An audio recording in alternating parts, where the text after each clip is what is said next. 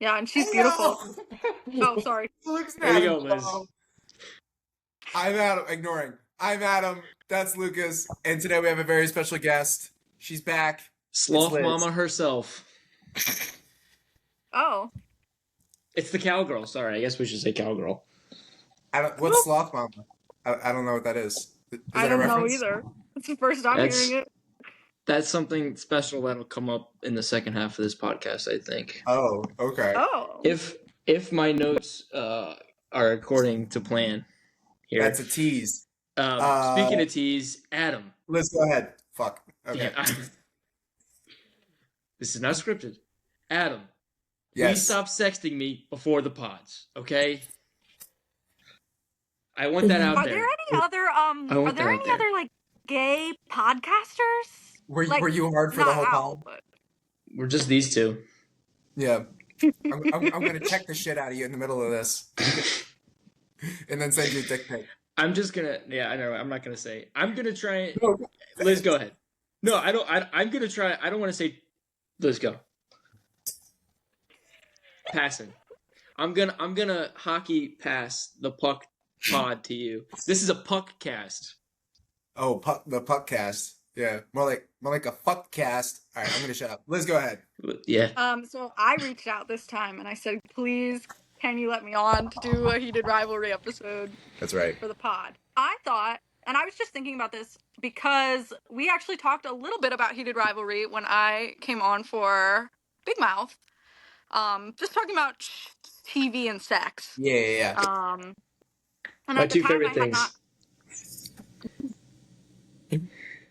Add some gay. At the time, I had not seen it, but now I've seen it. Right. Real quick, when did this come out? Adam and I were kind of shit. It was like December. This out. I think December. December. Okay. December 25. It's April 26 right now. Oh, really? Yep. Christmas. Hey. Merry Christmas. And a very Merry Christmas it was. A very Merry Christmas. Yes. Somebody was really naughty. Okay, so Liz. Kip was the naughty one. I have a lot to say about Kip. Wait, so Liz, so this was your idea. Why does this show mean so much to you? Okay, so I had a lot of friends that were like, you have to watch Heated Rivalry just because it's like the moment right now. And I'm a Bridgerton. I love Bridgerton. So fun. Such a fun show. I just have so much fun watching it. Write that down, Adam. Write that Bridgerton. And like the more I saw about Heated Rivalry, the less I was into it. Like the promo felt very much like a hockey show. It was. So I think whenever you go into anywhere that sells books, there's a fuck ton of hockey gooner novels. Like I swear to you, go into any like Barnes and Nobles, there will be like 20 books about like a hockey player and some other pairing, and it's like that's just kind of the moment right now, like a smutty hockey moment. I'm specifically I swear to you, next time you go anywhere that sells books, you will see it. You will see a pattern. Good one. Adam could... If only I read. I could give Adam 45 minutes in Google Maps and he would not be able to find a bookstore. But there was a Barnes & Noble that opened up near me recently, and I feel like it's literally an entire section, and I was just like, I don't really care. It's not really my thing. Also, the promo I saw for the show was specifically the club scene, and it just felt like, oh, it's very sexual, and like the tagline, like, see you next season, and it just like, it felt very much like, these are two guys that fuck, and what do I care? Like, what does that have to do with me? Turns out everything. You're the cowgirl. Of course it has something to do with you. Yeah. Liz, are you Svetlana? Is that who you are? Oh my god, I hope so. Do you think I'm more of a Svetlana or a Rose Landry? You're Rose. Well, so Rose. I think Lucas is Ilya, and I think I'm Shane. So I think you're Svetlana.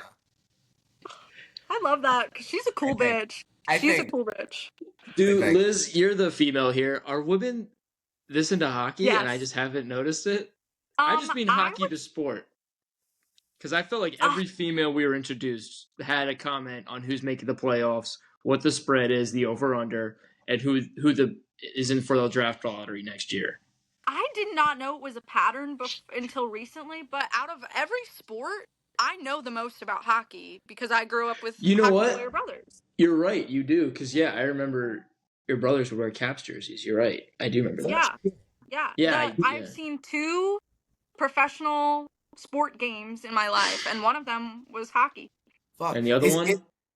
Is it because the Caps won like 8 years ago or whatever that was? Like, is that why you're so into hockey, or was it like before that? Is it because like the Caps were good specifically, or is that something? My brothers, I know what my brothers like. So. No shit. My brothers, my one brother tries every year to get season passes to see Bears games. So I know a lot. Like when somebody talks a little bit about hockey, like I can kind of keep up. Most other sports, I'm pretty lost. No disrespect, just not my thing. No, that's cool. Wait, so with other women, like, is that the thing that like, okay, if we're gonna be able to talk about a sport right now, it's probably gonna be hockey? I think so. I think that's because they think the players are hot because Hockey Smut is having a moment. Oh, oh wow. And wait, so they specifically think hockey players are hot, not people that play other sports. I think that's the connection I'm making. Okay.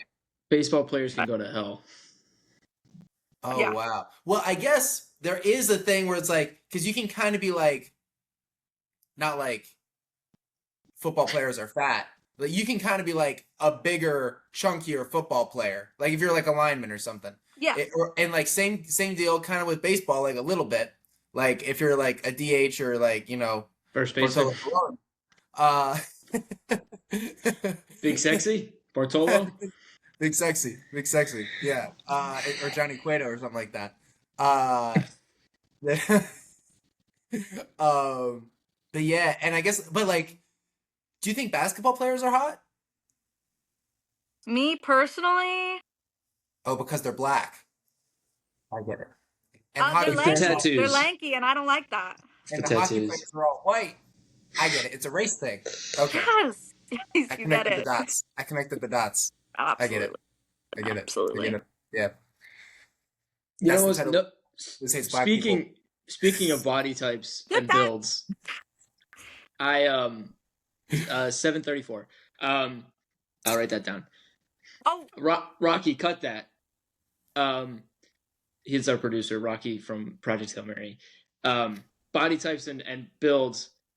The only people that looked like hockey players in this TV show was the main cast. They'd have like 5'9", 5'10" dudes, like 180. And most hockey players are, Alexei Protas, Liz, I don't know if you know him, Caps, he's fucking 6'6", like 250. Like, it was interesting, because, Ilya looks like a fucking hockey player. Go fucking figure.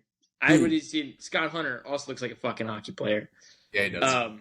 Shane's crossing the line a little bit, but I think he's kind of tall. I'm not sure, but he's built other for than speed. that, they're the same. They're around the same height. I don't think. I feel like Connor Story's just so jacked though. Connor Story's fucking. That guy's and he's fucking built. Shit. He's cut to shit. They're all, dude. Talk about cut the shit. All right, are we doing? Anyway, back to finish my point.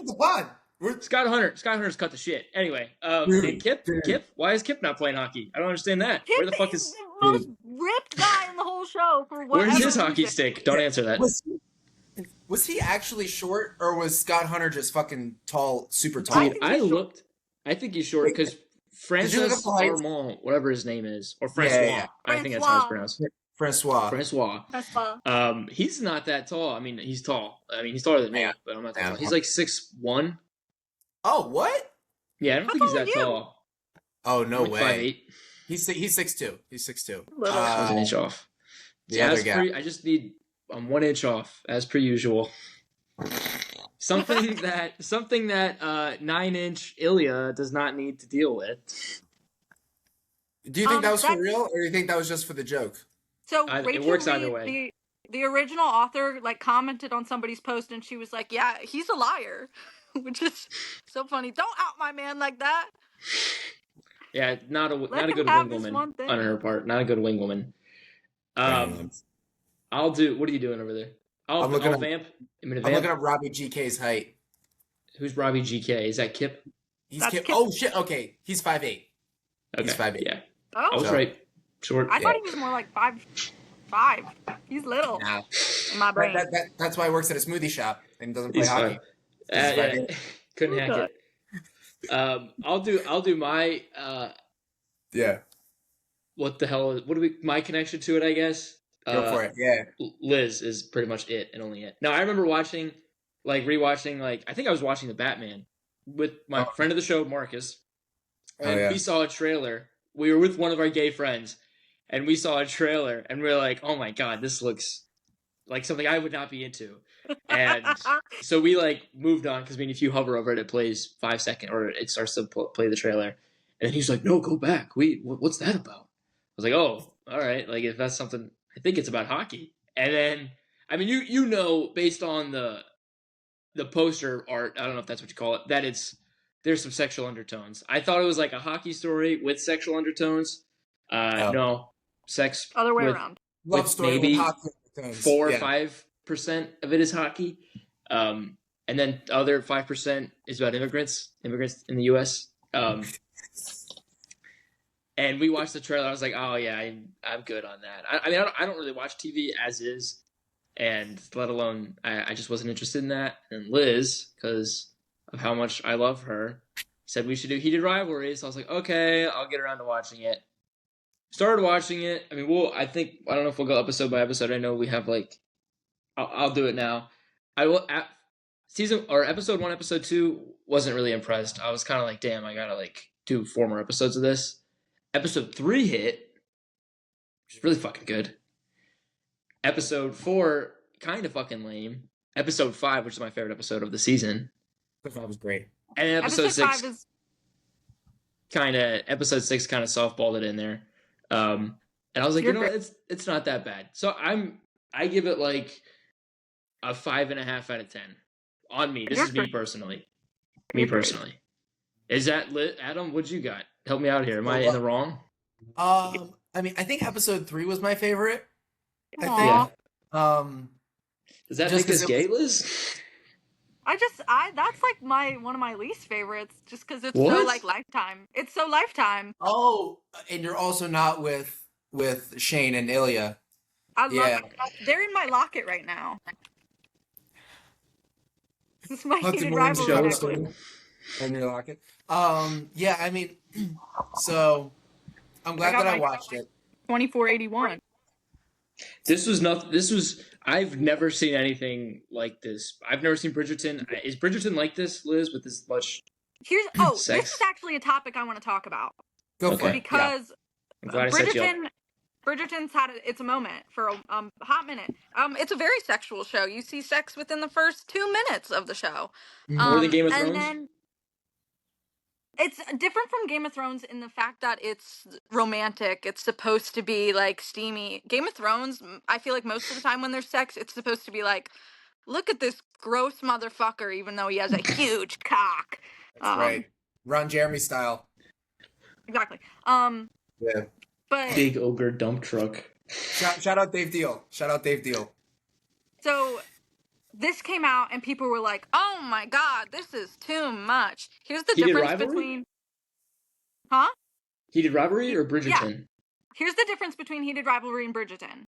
In Bridgerton, when there's a sex scene, it's straight people, and there's a violin cover of a Taylor Swift song playing. You don't hear them moaning. Yeah. They don't have as much music during the sex in Heated Rivalry, and I think that makes people uncomfortable. But I like that. But So something about the show, I think it really uses sex as a conversation. It's interesting, instead of Heated just Rivalry? something that happens. Yes, Heated Rivalry. I think sex is part of it's such a vital part of it. But in Bridgerton. So right now, there's drama with Bridgerton because there is a change from the books. First of all, the shows have never been accurate to the books, but there's a change coming up. They've changed a straight couple to a same-sex couple, 2 women, and people are losing their goddamn minds. They're so upset. Thank you for letting me know. I will not be watching. 2 hot girls. They're so incredibly hot. Heated Rivalry. More Heated Rivalry. Yeah. It's awesome. But and people aren't upset about heated rivalry, so it's kind of like getting into this conversation of, are straight women, do they just want to like look at hot guys kiss and they don't want to be there for lesbians? Like, what's the deal with that? Because if you want to get off to like a couple of hot gay guys kissing, you have to be down for your queer sisters, you know? Has to be all Yeah. in. Has to be all in. Call out the double standard. Fuck yeah. Exactly. Exactly. And if you Hell are yeah. a straight guy and you want to watch lesbian porn, then I better see you Watching voting gay for their porn. rights. Oh, okay. Yes. Yes, that too. Are you trying to tell me I've been watching all this gay porn for nothing? Is that No, what it's for a reason. This is for the best. Adam, you only watched this once, huh? I only watched this heated rivalry once, and so I didn't think it was that scandalous. I was prepared. It's not. So it's not. Which is like, there's a lot of gay sex, but like, well, so okay, so riddle me this. Riddle me this. True. Yes. True. True. So okay, Ilya sends Shane a dick pic Just at one. one point, just one. And then throughout the entirety of the show, there's no full frontal. No. Why? No. Show me the dick. Yeah. Are they gay? I want to fucking see it. I want to fucking see it. Is like Connor Story and Hudson Williams and Francois, are they gay or Are they actually gay? Oh, I don't There's know. speculation, but Yeah. Hudson has a girlfriend. Good for him. Good for him. Rose Landry was And hot. you know what? And she is God's strongest fucking soldier. what was your question, Adam? What makes it scandalous? I don't think it was that scandalous. Like, I honestly wanted it to be like, Oh, why wasn't there full frontal? yeah, well, why wasn't there full frontal? And like, I wanted, well, so Liz, I think your point is very well taken with like they're very like character driven, story driven sex scenes, and that like they're not gratuitous, which is kind of what I was expecting them to be. And I'm glad that they weren't, because it makes it's more engaging, you know, if it's actually like means something to the story and to the characters. Non-gratuitous. What does that mean? Not gratuitous, like not just like, it's not just like to scandalize you or anything like that. It's not just like for shock value, or to like, oh, here's a little tip of the penis to you know Tide you over until the next to keep episode. you engaged. It's not just for that. It's actually like for the story. Like, Here's it a little matters. mushroom.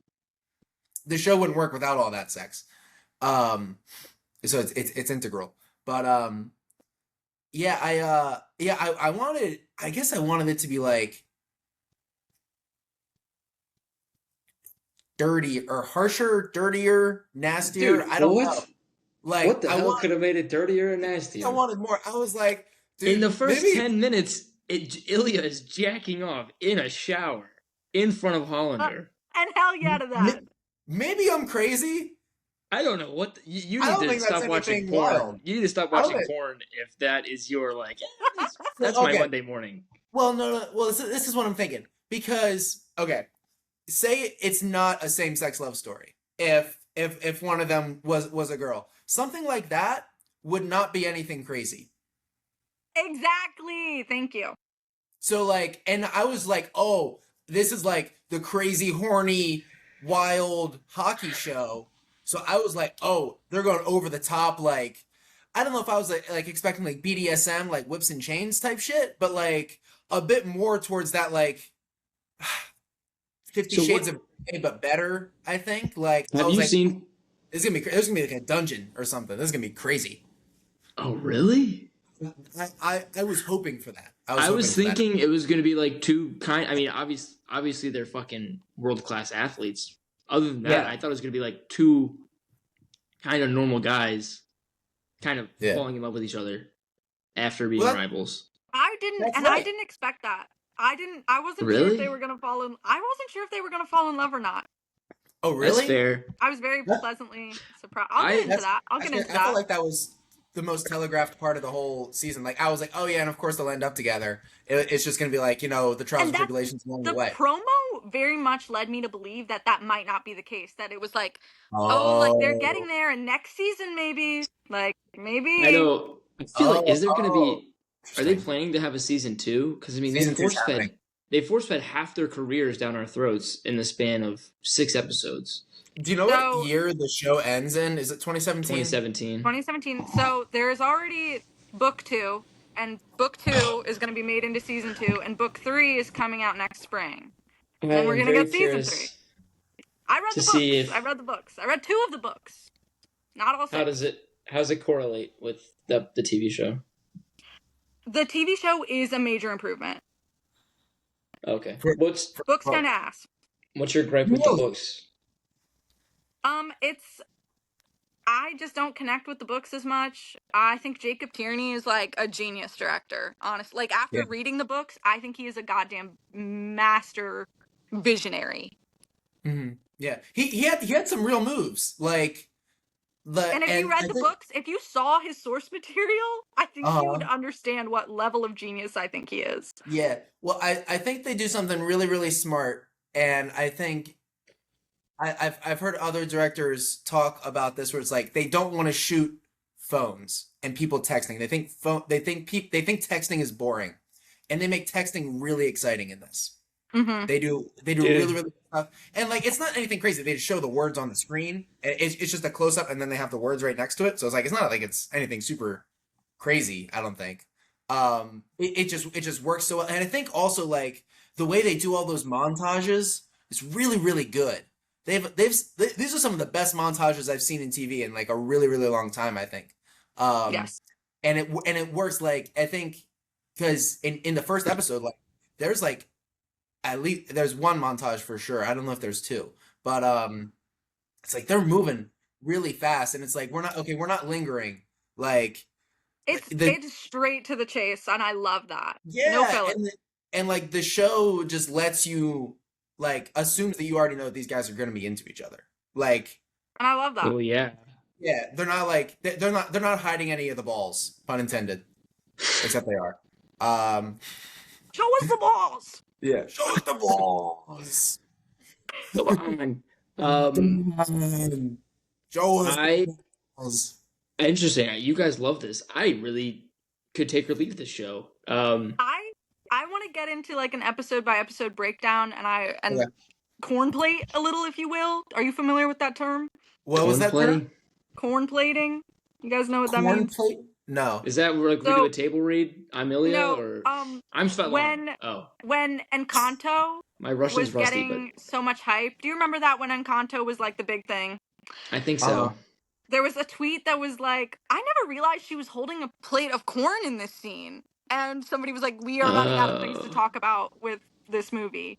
And social media has been like so heavy on the show. I've taken some notes on like things that people have picked up that I just think are really, really interesting creative choices that are exciting to me. That I think maybe will deepen your appreciation. For sure. Appreciate your deepening. Let's corn plate it up. I mean, I think it's worth noting that neither Lucas nor myself are on social media. Liz, you're our branch here. Yeah. I've heard other people talk about it, but I've not been privy to any corn plating. I'm so excited to introduce you. Yeah, and I mean it's great that we're talking about this show now because who knew that it was such a big hit, you know? Wow, it's almost like you and I just had a huge conversation about this off air about how important the show is to society right now. But go ahead, Liz. Let's corn plate. Corn plate it up. Plate it up. Plate it in. Plate it out. Let it all out. Let's start at episode 1. Corn plate twins. Episode 1. Rookies. Here's my ranking. Yeah. Okay. I'll believe in anything. Episode 5. The Cottage. Rose. Olympians. Rookies. Hunter. 6.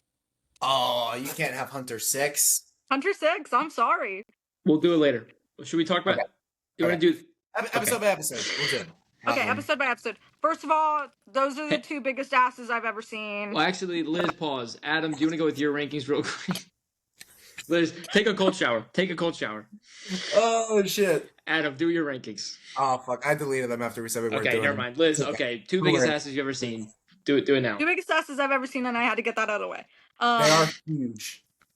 Connor Big Story. asses. Oh my god. Okay. Do women that- like asses on men? That's a thing, right? Uh-huh. Oh, no. Yeah? Uh-huh. Okay. Okay. That's what I Connor thought. Story makes me feel like this is how my mom felt when she first laid eyes on Harrison Ford. I thought you were about to say your dad. Should have known. Oh, God. Nope. Indeed. However, the shower scene actually, and on all of episode 1, it makes me feel really sad. I don't know about you guys. Makes you feel sad. Like they're two really young people, and they're like trying to figure out like, are we, especially Recording? when they get to the hotel room and they like just both lay down in the bed next to each other naked. Like that makes me sad. That makes me, because like I felt like I did that as a teenager. Like, okay, what do we do now? And I was just like, oh my god, they're so young. Yeah, I mean, I think that's just part of like exploring your sexuality. And like if you never had a chance to do that, like then you'll just do it. This was after the shower, or when was this scene? Yeah, you're talking this about was when they go back 1410. to Ilya's room, 1410. Yeah. 1410, Okay. 1410. Yeah. Or no, they're in Shane's room. Yeah. Yes, but yeah. yes. This was after I'm see, to me, I was really paying attention to the hockey scenes. So this was after they did like the Junior Cup, Russia versus Canada. One of What? them. Yeah. I think Okay. in between the two. Yeah. This was They- after their It's the commercial. shoot. The Yeah. commercial, which is so great. That's so fun. I really like that scene. And Yeah. I feel like it catches you off guard that Ilya's like, yeah, I actually wanted you to come. This was going to be my thing, but I said Yeah. you To should me, come. that's why I love Ilya, because not only, I mean, Ilya is just playing mental fucking judo and kicking Hollander's ass throughout this whole fucking series up until about probably episode 5, halfway through episode 5. Shane does the Here's After the thing, the All-Star game. goodbye. Shane's Yeah. autistic. Shane has autism. I Right don't off the think bat, it- he is that's an autistic man. You see, I don't think it's supposed to be played that way. I think Hudson Williams is not a good actor. No. Firstly, Rachel, the author, confirmed specifically, I wrote this character as an autistic man. And Hudson Williams says, I played this like my autistic father. It's a very internal performance. And it's spectacular, especially when you compare it to how the two of them are in real life. It's insane. So, recontextualize that. Interesting. Okay. I think anytime, I mean, like, I want you to keep going to episode 1. I don't want to keep jumping around, but anytime he says, you're such an asshole, like, I'm like, oh my, this is getting more and more. Yeah. I'm not going to talk about autistic people right now, but No, do it. Here's the thing. every Here's autistic person is the different. thing. Every autistic person is different. Yes. He found out he was having a hookup. What's the first thing he does? Puts on a suit. Which is the funniest thing you can do in that scenario. I guess you're right. But then he ended up just going in, like, street clothes. Yeah. But the fact that he had a wardrobe change, I thought he was just. my heart. I thought he was doing that for a press outing, because they're still in the Vegas hotel, or I think it was in Canada. Toronto, yeah. Big series for Canada, by the way. I hated it. Yeah. So okay, hang on a sec. So real quick. So this is my question about Hollander. Did he? So why do we think he like immediately fell into like the bottom role? His first time. Because so his experience with Ilya was his first gay experience, right? Yeah. Yeah, I think so. And so like they make out for like 2 seconds before he's like, all right, I'm just gonna suck this guy's dick. And I was just like, huh. That was interesting to me. I mean, I don't know. I think Ilya is taking advantage of an autistic man at this point now. I don't know what to believe. Yeah. Well, I'm just thinking like if it were like a same sex thing, and that was like a girl showed up at a dude's house and he was a virgin. Heterosexual thing. would he be? Oh yeah, a heterosexual. Freudian slip. Would he be like, all right, made out for 2 seconds? I'm gonna eat this chick out. It's like Some what? dudes, yes. Some dudes, yes. In fact, I know. Maybe You they don't have might to be on the name them. podcast. They might be on the podcast. I don't know. Yeah, I get what you're saying. That's Yeah, honestly the autistic viewpoint like kind of changes everything. It makes the show a little bit more lame. really, Interesting. really. Yeah, because I Interesting. thought Shane was just being like I don't know, pretty much the opposite of Ilya, and that's kind of how I thought they were Huh. like so good Yeah, together. But now it's just like, well, Shane's autistic, yeah, and I don't I think know. that can still mean he's opposite. yeah. I If guess so. anything, I think it just, autism is a spectrum, You can Yeah. be, Right? Where's this but guy I do fall think on it? that's hard. I mean, obviously he's a high Probably on functioning the bottom individual. end. The Liz, square peg. Liz, did you catch that joke? No, I didn't hear it. I was talking. I said he's probably on the bottom end of the spectrum. You rascal. Thank you. Thank you. Keep going. So they were laying That's together naked. They were like, "What the hell do we do now?" I don't know. That yeah. just, No, yeah, it was good. I thought it was good. I thought it Resonated was with you. yeah. You know what? I like how they blow each other. I Yeah. like that. I thought that was good because it's not like that's right, Equal. Lucas. I said it. I said it. Separate but equal. and Ilya's way better at it too. Ilya is Good way for better him. at Well, yeah. it. As he should. Yeah. This ain't his first rodeo. No, Tornado. no, it is not Sasha, who will be coming up in episode 2. Kind of looks like Will Byers a little bit. Thought it was Will Byers actor. That's fucking funny. That's fucking funny. Something I like about that first sex scene is Yeah. Ilya immediately puts a thumb in Shane's mouth. Just immediately is like, he's gonna like Oh that. yeah. This Yeah. is his first sexual experience with the man. He's gonna like this shit. That's hilarious. That is Yeah. so funny to me. Yeah. Yeah, well, I guess it was just like that. That's what I was so curious because, like, it seems like they pretty immediately fell into that like top bottom dynamic, which like I don't know how clear cut it is in like I mean, but I don't think same-sex relationships. it's that, especially when you like that's just your preference down to your core. For sure. Like you would fall into that with anybody who has. Does it make sense what I'm trying to say? Well, no, I understand. I guess I'm like, how do you know right away? That's You know what I'm fair. That's a saying? fair question. I'm not gay, so. Yeah, and But, like, it's also I feel- a fucking TV show, so we don't need to spend too I much feel more like time on this. But with women, with queer women, like I'm kind of starting to get more of a sense of like of that. The more I'm, the older I get. tell me more. There's this girl. Yes, I'm gonna get vulnerable, like I did last episode. go for it. That's what this is for. I might be That's what this is for. bisexual. I might be bisexual. Who knows?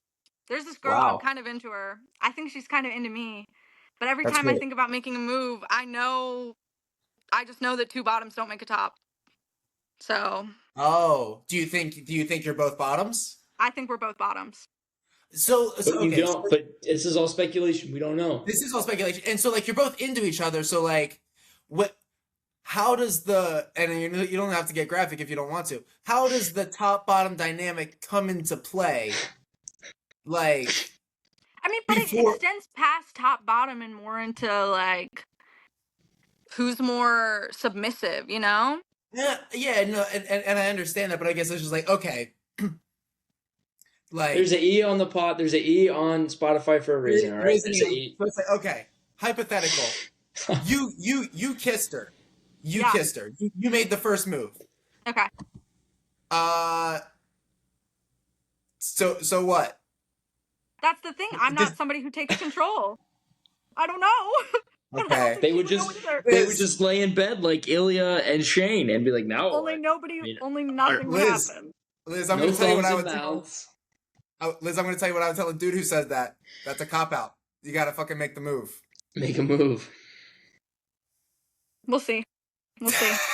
All right. And that Well, no was pressure. our I hope it all works out. our And I'm sexual happy for adventures you. of Liz Five minutes of sexual adventures of Liz right Oh, there. it's not over, But baby. on the other Well, hand, like I yes. have met some people like I immediately fall into that kind of the roles, like Oh, immediately. Mm-hmm. You know, so I think it's probably just not that different for gay men. interesting. Yeah, Interesting. Have you yeah. found that in same-sex relationships too? Like in your own personal Even experience? Dude, heterosexual Oh, relationships. You keep. heterosexual. I don't know why I keep saying same-sex. Freudian slip. Heterosexual. Heterosexual. Ladies and Opposite. gentlemen, it's Opposite. the gay witch hunt of Adam Yeah, Matson. it's me. there's a man in my life right now who I Okay. met, and he immediately was like, I know exactly what you like from being around you for 5 minutes. And he was right. Spot on. Spot Oh fucking wow. on. So Huh. I think for some people it's easier to tell. Some people just have that in their Yeah. sexual nature. And Interesting. apparently I just reek of it. I guess so. I'm getting a vibe just through the pod. This is Yeah. There's some cowgirl energy coming on over here. Oh shit. That's fucking funny. Okay, Anyways. interesting. Yeah. Um Anyways. anyways, a lot of aspect ratio changes in this show I really appreciate. I think it's cool because kind of gives you the outsider perspective of just like, what if you're just a normal hockey fan and you have no clue? Yeah. I went to a hockey game last week actually. And no shit, this isn't the point I'm trying to make, but there was somebody with the Ilya Yeah. Rozanov, with a Boston Raiders Ilya Rozanov jersey. I was like, I wow, love that. this thing is pretty big. That's fucking funny. I've But got I this was little like, cross. well, This and little Russian it cross. expands more than just hockey. I mean, that's life. But I was wondering, I was like, I wonder how true this book is. I wonder where it starts and stops. Because I've known other men who deep down know themselves that they're gay, but they don't quite know how to express it, and they can. I'm very lucky and proud to say that I've been that person that they can kind of come to with that type of thing, um, and I feel for them. So I know that there's probably a lot more uh, homosexual people out there than we actually than are open and public about it. I mean, and they talk about it in season 5 here, or episode 5, sorry. Yeah. So yeah, I mean that's just expands more than hockey. But I mean, yeah, you think of major sports and how many people. I mean, just on a baseball team, there's 50, 60 people on I think it's 40 actually on a 40-man roster. And you think about like, I mean, there was one gay baseball player and then like multiple basketball players that have come out as gay over the past and that was 10, 15 years. And you have to think that, I mean, there's obviously so many more than that, whether they feel comfortable coming out, or whether they even know themselves. Like it is, I mean, that's just life. I mean, people you work with. Yeah. Yeah, I mean, I think it really is like interesting, and like the show ironically isn't too much about this, but it touches on a little bit like I feel like it homosexuality is. and sports. Okay, no, I see what you're saying. You're right. It's like it's the Scott Hunter storyline where that comes into play. I was waiting. First of all, there's very minimal conflict in this show, and I think that's why I'm not too much for it. Like I was waiting. I think his name was Caden or Hayden. Hayden, yeah, the best friend, Shane Hollander's friend. I was waiting for him to realize that Hollander was gay and totally like flip and be like a dick to him and out him in front of the team and totally fuck things up. You're spoiling season 2 right now. I feel that's kind of where my mind. Shit. I was waiting for this, Kinda. or I was waiting for like the Kip and Scott Hunter storyline to kind of break and crumble. Like it kind of did like a little bit at the end of episode 3, but it obviously kind of came back together. But I was waiting for like some type of heartbreak, and there's really none. Like even when I don't know what the most emotional part. Obviously, it's when they say "I love you" in the final episode. I think is probably the most emotional part. Yeah. Interesting. But like the Rose stuff, I think like had potential to be kind of sad, and just never really went anywhere with it. Yeah. So I feel like I was waiting for like that moment And I mean, sports is just such a great. I don't know if medium's the right word, but I mean, there's so much highs and lows and heartbreak, and it's like, I forget what the fucking saying is, but like, there's the thrill of victory, and then there's like the depression of defeat. I mean, those highs and lows. I mean, this is right after March Madness, so I didn't really have a team, but I as someone who's had a team, played sports, watched sports, fucking know heartbreak a thing or two. I thought it was going to be way more involved in like the sports aspect, and you don't really get that until. I mean, for God's sake, Shane Hollander won back-to-back championships, and they just throw it in a fucking montage. You're like, really? Come on, that's like a kind of a big fucking deal. Yeah. And then you have Scott Hunter, who kind of has his conclusion that we know of. I'm sure hopefully there's more because I really like Scott Hunter. Yeah, he's good. In the end of season 5, and he's the only one who like actually feels a certain way about it. He's like, oh yeah, I'm gonna come out as gay in front of the whole fucking world, and other than that, you don't really have that. I'm gonna talk like a little bit about what I know about the series, like the books. Again, not like a giant fan of these, but Scott and Kip's story is the first entire book. Oh, yeah. You said so. Wait, there's 2 books though, right? There's 6. Oh shit. 2 of them, and next year it will be 3 are about Shane and Ilya. Mm-hmm. And the first one is about Scott and Kip, and then it gets into like several other queer hockey players. But damn, so it's just more gay hockey players. I think if you stick around for season 2, hopefully, I mean, I trust Jacob Tierney at this point. Yeah. You're gonna love season 2 because it gets that, and then it's gonna come out next spring. Next spring. So next spring. Check the doomsday clock. We'll be there. It gets that book again. I don't know if I love Rachel Reed as an author. I think she's like struck lightning in a bottle with these characters and their dynamic.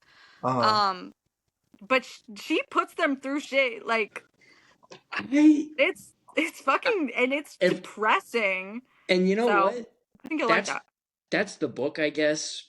But this TV show is. I feel like the show is not depressing at all. I feel like it's a bunch of really good-looking guys living in really nice conditions. It's so depressing. Now, when you get to if it ended differently, Ilya's storyline, which is why he's my favorite character, he's the only fucking character who I feel like actually has depth and goes through shit other than just like playing fucking having Rolex deals and turning down going to Wimbledon and sitting with the Swiss princess or whatever the fuck Shane is bitching about. But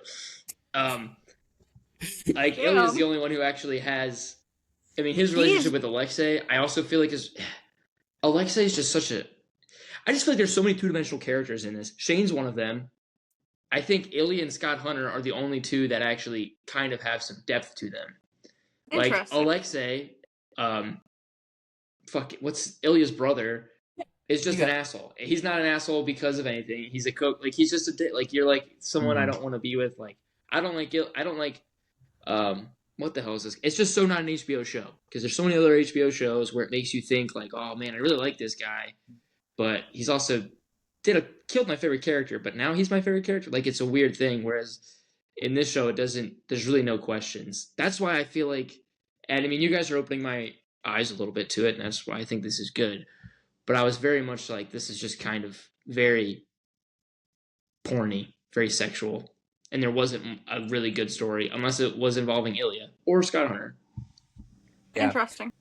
Yeah, I mean, I think Ilya is, I think for sure the best character in the show, and absolutely. Yeah, I think Shane is centered a little bit more, which I think is smart.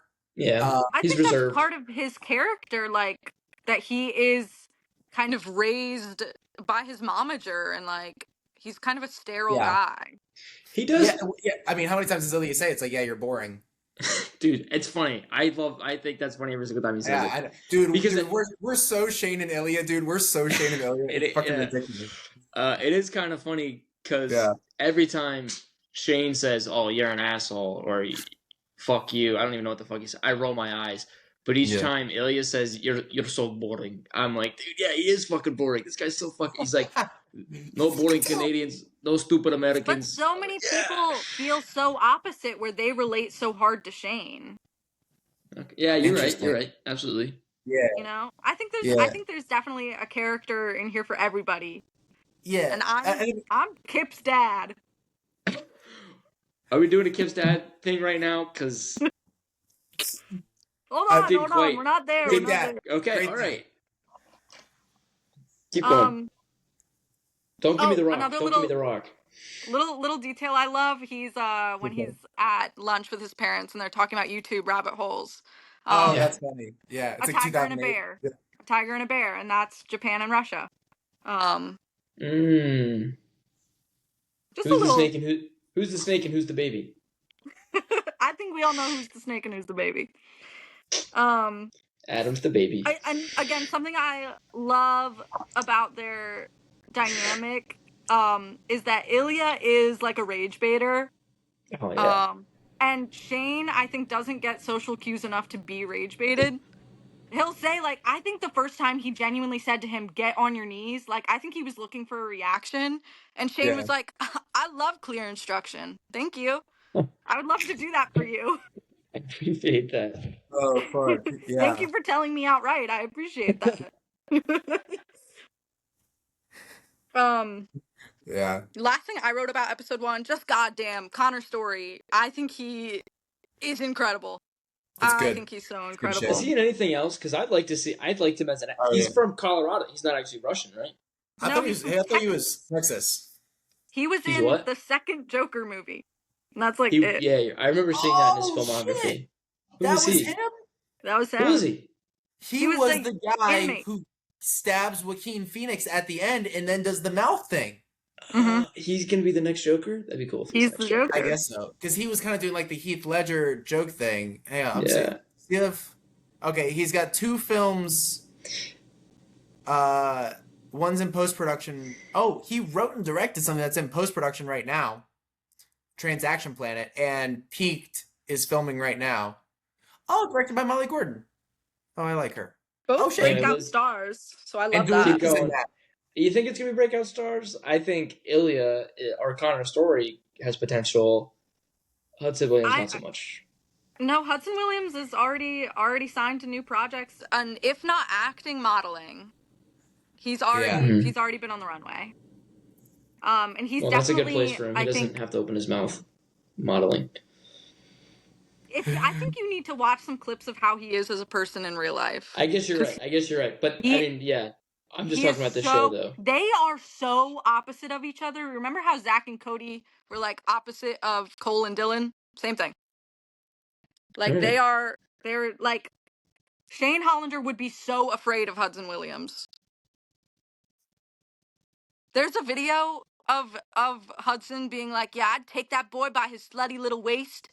Like he's a very like vibrant and loud personality, so I think his very internal performance of Shane is really cool. That's funny. Yeah. I mean, I guess it does make you appreciate it more when you know it's like, oh, this is the real guy, and like, oh, he's actually doing a performance. Not that that's like required. Like you shouldn't have to defend an actor like that. But I do think this is a very specific character. I know what you mean. I think just like a lot of people, like adults on the autism spectrum, are just like, oh my god, that's me. Like that's exactly who I am. I fold my pants before I have sex. You know, I don't personally, but that's so crazy. The spectrum stuff just totally went right by me. It took me a minute. I totally missed it. Like I probably could have watched the series a million times and just I was like, oh, he's just shy. He's just awkward. Like he's just me. I'm Shane Hollander. Yeah. I do that. Yeah. So. Wait, so are we going episode by episode, or? Yeah, that's kind of what I have for episode 1. Yeah. Those are my expose notes for episode 1. Yeah. No, I just wanted to come back to like, sports are so gay. Oh yeah. And I feel like this series just captures that in the best way because like, and it's so funny because in my personal experience, at least, I played sports in high school. I was a wrestler, which arguably is the gayest of all the sports. The gayest sport. It's funny, like we all joke about the it. It's like, oh my god, wrestling's so gay, whatever. And it's like we joke about it and stuff like that. Like show each other our dicks in the locker room and stuff. But like, there was like if you were gay, you would have been fucking crucified. Like if you were actually gay on the team, like Scott Hunter moment. just what's up? Scott Hunter moment when he says like Exactly. I started to realize I was the thing that they used as an insult. Yeah, exactly. Yeah. And that's a good scene. That it's really clever how. Well, that's our least favorite episode, so maybe not. Yeah. No, that's in episode 6, actually. What? Thank you. Thank you. I could have swore that was episode 3. I also thought. No, it was, that's his acceptance speech. Oh, his speech. That's right. For MVP. Oh, Yeah. I rewatched the show today, so I'm like really fresh. There you go. You binged it? But I binged it.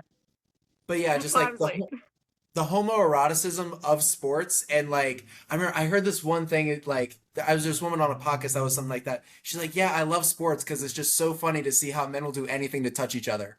Like, oh, yeah. and like there's all these creative ways that like because people like dap each other up and like high fives and ass slaps and like all that shit. Like it's so fucking funny. Like men loves touching each other's asses, but like they would never say that. And like sports are just need excuses. Yeah, sports are just an excuse for like us to hug each other and touch each other and like cry together, and it's so fucking funny. And like and there's also like that like domination element and like that competitive element, and it's just like you can like bash your heads into each other in a way that like gets you both going. And it's like it's so funny because like I've also heard this in like, you know, same sex, not a freudian slip this time. Things it's kind of like how much of a man are you, and like, you know, who's more manly type well, stuff. Well, it is. I'm not necessarily agreeing with you, but Charles, there's like a Charles, and granted, it's Charles Barkley, who is just a Class A goofball. He's a Hall of Famer NBA player, for those who don't know. Now he's an analyst. Yeah. And there's so many like YouTube compilations where it's just like Charles Barkley saying some like questionable Paul's shit, and it is like it's like, yeah, when a guy's like banging you, you know, you got to stand up straight and take it and push back a little bit, like, you know. It's like, them young boys are coming. That's so, dude. It's hilarious. I remember my wrestling coach. Shout out David Dodson. I fucking love you. He was like, yeah. He was talking about like the other team was like, yeah, they're gonna blow their wad in the first minute. And I'm like, what? It's just like it's like and like it's hilarious because these people say these things like so like stone faced, like, yeah, how hard are you? You think you can fucking take it? How tough am I? I want you to get in their ass. Shit like that. And it's just like, and it's like, sports are just so gay. I also did jujitsu, and that's very gay. But they had a better sense of humor about it. Like my coach, shout out Logan Yox, had like a jujitsu very gay shirt or something like that. It was like tie-dye. And getting your hair pulled. It was your hair stepped on. Like, keep jujitsu gay or something like that. Keep my hair stepped on. It's funny. Yeah, fucking had long hair. But the main's coming back, by the way. Coming back. Yeah, we'll see. Yeah, that's right. Thank you, Liz. Appreciate the support. Bring it back. That's right. It's coming back. We'll see. I said we'll see. I don't think it's coming back. I think it's coming back. He's being a hater. You've been a hater this whole episode. I'm not being a hater, and I. He thinks I'm gonna do the Ben thing where I say I want to grow my hair out and then cut it after like a week. This is like your hair. We've been talking about him growing his hair out for a minute, and this is where we're at. His hair also takes forever to fucking grow. For the record, I've gotten one haircut since I moved to California, so. Good for you. Yeah, so your hair takes forever to grow. I know. Yeah, it does. At any rate, but I think like it nails that homoeroticism and like how gay sports are, like so well. And I think also just like, and Lucas talked about it too. It's just like how, I mean, I think sports, and I guess it's really just like your job, but like how deeply that can affect your emotions and like how invested you can be, because like I think sports more than any other job, it's like there's a fucking result at the end. It's like you lost. We're better than him, yeah. Yeah, and it's like he beat you, like shit like that. The thrill of victory and the agony of defeat, that's what it is. There you go. But yeah, it's just like how much that affects your emotions and your sex drive and shit like that. It's like Um, yeah. I think the show really nails that, pun intended. Hell yeah. But yeah, that was my piece. That's what I was thinking about the most while I was watching the show. It's just like, oh my god, sports are so gay, and hockey isn't even the gayest one. And Hockey I isn't think, even the and gayest one. then for a gay athlete, how Pickleball. isolating that must be. Like, and I Oh do yeah. think Shane Yeah. and Hunter are really good examples. Where Ilya is bisexual, he is able to fit in a little bit more. But Plays for both Shane, I teams. think, is very clearly distanced from his teammates that aren't Hayden. Yeah. Because he's Well, actually yeah. gay, so he's like, if I do gay shit too, are they gonna find out? Like, Yeah. Yeah. I mean, it must be incredibly isolating. Yeah. And I mean, he's not even really that close with Hayden. Like, No, Hayden I think he forces keeps him. everyone at an arm's length because yeah, yeah. exactly. Yeah. And also, well, we're on the teammates, Lucas. I know exactly what you're talking about. It's like these guys don't look like fucking hockey players. The guy that Ilya shares his room with the fucking long hair and the mustache is like, yes, who the hell that's is the this? guy. And I was That like, he's is- wearing a tank top. I was like, this guy's not a fucking I was like, athlete. this That's guy's a built trans like me. man. Get the fuck That's out a of here. trans man I was who's like- an actual hockey player. He's an actual hockey player? A trans man who's a hockey player. You gotta look like, you gotta get bigger. You gotta, if you're gonna be in a tank top and you know you're gonna be in a tank top, No, here's the story. Here's the Fill it story. out. get some biceps. He was get some on a biceps. women's team. He was on a women's team. No, he's not. I understand. No, he's not. I understand how trans works. I think that was just like a cool little diversity that. thing. I thought that was neat. That is a cool. That is Put a a cool black guy in there. Put a black guy in there. Yeah. I Or mean, Puerto hockey Rican. is Where like are an the Puerto Rican hockey incredibly players? white and It's Russian very white. Yeah. sport. There's a It's couple. real- Yeah. Yeah. Canadian. Yeah. Yeah. You want to get into Yeah. episode 2? European.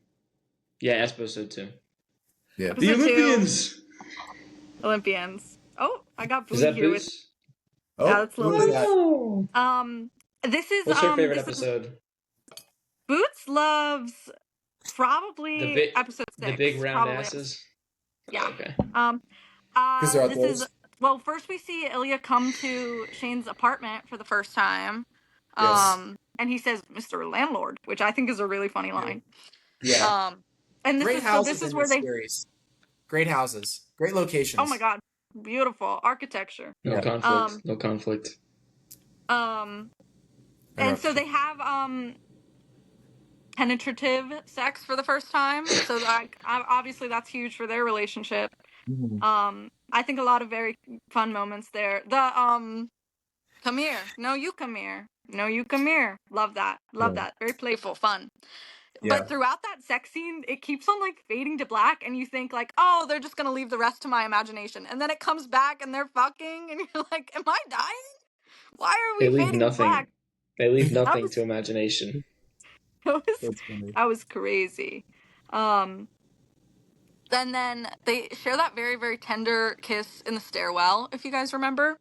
Yeah. Yes. Yeah. If a situationship ever kissed me like that, I hope they fucking die. What the fuck? Oh, because it's just too much? That was so sweet. It's so Yeah. sweet. I'm gonna fucking die. Fuck you. No, I would feel very personally wronged if a situationship treated me like that, and they're Yeah. already like starting to cross boundaries that they shouldn't be in Yeah. quotations shouldn't be crossing. I mean, that's kind of Ilya's whole bag is crossing boundaries. But they are so, and I'll get into this more later, but like so interesting the way they push and pull. Like I don't think you ever know which one is going to take the next step, and I think that's really interesting. Isn't it almost always Ilya? No, and I'll get into that. Okay, go ahead. And also the Sochi Olympics, which is like, a lot happening there. My favorite thing that happens in Sochi is meeting Sasha. Yes. Because Just hanging out in that tub with no water. Hell yeah. yes, he's cunt as fuck. Firstly, secondly, I love he's coming on to Ilya and he says danger used to get you going. And this is like very clearly, and obviously Ilya's just like freaked the fuck out. Like he's already fucked up in like to his father. Like he's not gonna he's not going to do anything gay in Russia right now. Like, he cannot Yeah. afford the risk. Yeah. But I think, like, contrasting that directly with, like, he thinks Hollander is so boring, and saying danger used to get you going, and it's like, he's ready to settle down. Love Yeah. love that. And we see a little bit of this in episode 2 and again in episode 4, but I love watching them watch each other win the cup. Yeah. That Yeah. is They do, so, yeah. it's obviously so reserved. It's not like they can cheer for one another, but I think there's a sense of pride there. I That noticed again, that like, in this my rewatch. they're already crossing boundaries. How many times did Ilya win? Do we know? Once. Yeah. Just once. And So Shane that won. was, yeah, that was 2014, Okay. Boston, 15, Yeah. 16, Montreal, 17, New York. Okay. I'll tell you, So, I fucking love Ilya's speech. hell yeah. Are you going to fuck San Francisco? Yeah, yeah. Up with their fucking hands, or whatever he says. Like, Yeah. I'm And like, then dude, the one scary looking guy put that, like, you should play that shit, like, at fucking halftime. in a stadium. Yeah. Yeah, in fucking stadiums, dude. Like, you should. And then Yeah. the one scary guy just walks up to him. He's like, "Great fucking speech." Like, Yes. It's like fucking Braveheart, dude. Yeah. Yeah. I love that shit. And that guy says, great fucking speech, and he says, go fuck yourself. Yeah. I love Go that. fuck yourself. Yeah. Yeah. It's like, go fuck yourself. Yeah, like, yeah. Some dude, people are born to play the villain, dude. Edge is so They're the fucking boys. good, dude. Like, he's just so fucking, like, sharp in, like, the most charming way. Because, like, even in, like, I guess I'm skipping ahead here. In, like, episode 5, when he's, like, in the pool and he's, like, talking to the kid. He's like, you can't play. Get the fuck out of here. Talk to your dad. Yeah. Or something like that. Like, it's just like, Who's And your he says, dad? okay, I Yeah. forgive you. yeah, It's like okay, it's like dude. Sylvester Yeah. Stallone in the Pornscape. Hey, Brandon, get the fuck out of here. Get the fuck out of here. That's the Italian stallion. We've got Russia's greatest love machine. Is You know? that his name? Is that his name? Rah rah Rasputin. You know? That's him. That's him, baby. Robert Then Wizenoff. the MLH Awards, when they meet in the bathroom and they haven't spoken for 6 months. Yeah. Fuck you! You suck my dick. You know. Yeah. That whole scene, it does make me cringe a little. That's like a really hard watch because Shane, get up. Shane, get up. I like that scene. That's hard to watch as a woman. That is hard to watch as a woman because you know you've been there, and it's like, don't give in. Don't give in to this asshole. But you do, and he does it with beautiful, big, brown eyes full of tears, and he's just a little sweetheart. Something that a friend pointed out to me that actually, like, made me feel sick to my stomach for a second when they're talking about, like, I read the New Yorker now. And Ilya says the word genetic. And, you know, you're seeing an improvement in his English. A friend said to me, she was like, you know, he probably knows that word because he was looking up if dementia will be passed down to him. And I was like, oh my God, why would you That's say a stretch, that to me? but yeah. Yeah. Oof. That is kind of a stretch. That's interesting, though. I think it's interesting. I think that's a theory, and I think it works. But how you say compatible? I looked it up. Yeah. This episode has my favorite moment of the texting that we were talking about earlier. Yeah. Because it's usually like they alternate the sides of the screens that the two are on. But then Shane is leaving the hotel room, the penthouse, after he's shown off a little bit. And it's him, he flips from side to side because it's just a totally internal conversation of like, what do I say after that? And then of course the iconic in the elevator? The iconic we didn't even kiss. That this will be the only time I say it. I don't like the texting. I don't really care for the texting in the show, but that scene is like the one where I was like, okay, this fucking works here. Wow. Yeah. Interesting. Huh. Yeah. So wait, so Liz, real quick. So, because I was kind of doing this a little bit. When you watch this, do you imagine like putting your are you like putting yourself in the shoes of like one of the guys? It's like if like I was with a guy and he treated me this way, like do you imagine yourself in Yeah, that way? Yeah, yeah. I think for all romance, I would do that. Everything in the Oh, romance really? genre, I think I find myself doing that, where you imagine, like, I think especially when somebody does something so outlandish and they give in so many times, where you're like, would I have the willpower to not? And Interesting. love is a powerful thing, so a Yeah, lot yeah, of the yeah. time it's a no, I do not have the willpower. That's Because interesting. I feel very similarly to Shane Hollander in that I do let a blonde man walk all over me, you know? Fuck. Oh, fuck. Okay.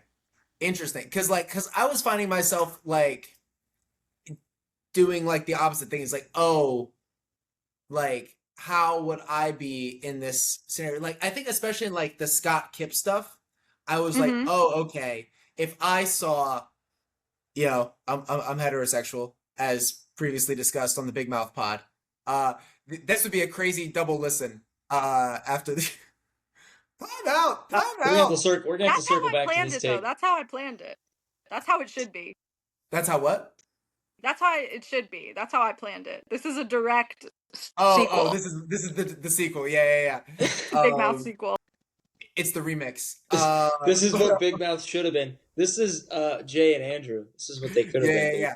And unlike Heated Rivalry, oh holy shit, Heated Rivalry, Heated Rivalry, Heated Rivalry. We are doing full frontal on this pod, so but Don't be yeah, a I feel coward.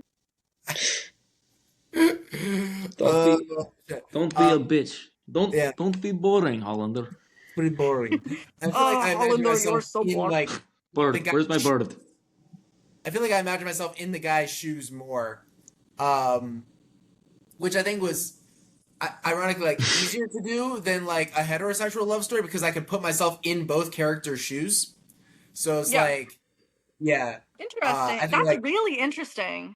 I think like just because I'm a guy, and I think like when I like there are plenty of like heterosexual love stories that I'm all about like. And I think either I just like imagine myself only in the man's shoes, or it's just like, oh yeah, I kind of know a guy like that, or it's like, yeah, this moment is relatable or something like that. But I think I was like much more into the love story of it because I could do that. Like, oh, okay, I'm imagining myself as Ilya, I'm imagining myself as Shane. Um, I could kind of do double duty on that, which I think is interesting. That's Yeah, really because interesting. yeah, Because that's not something I did a lot. I you like you very weren't. No, I very much like identified with Shane from the beginning. Oh, really? Yeah. Because Interesting. bottoms, no bottoms, you know? Yeah. I get it. It's Real just like, recognizes real. yeah, for sure. Well, so do you think you're just like always a bottom, or is it just like depending on like you meet someone who's even more of a bottom, and What's today? you're kind of topping a little bit? What's the Tuesday? I don't know if I have it in me. For real? Okay. I guess that's just being a switch. I guess is really what I'm talking about.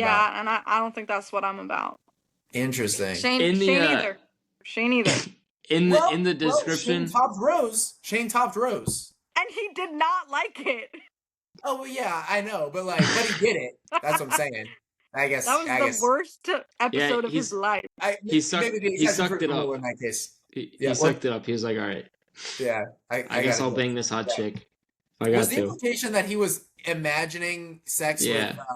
with Ilya. okay, with Ilya? And Yeah. Ilya Yeah. Ilya the same. Yeah. They're thinking of each other. That's a great cut when they're cutting back and forth. He's like jerking off in the shower, like the Save look it for of episode 4. That glass, it's like holy shit. Yeah. This guy's And angry. also they are looking so directly into the camera that I'm like, Yeah. what the fuck did I do? Yeah. Yeah. I'm not the reason you're in this situation. Don't look at me.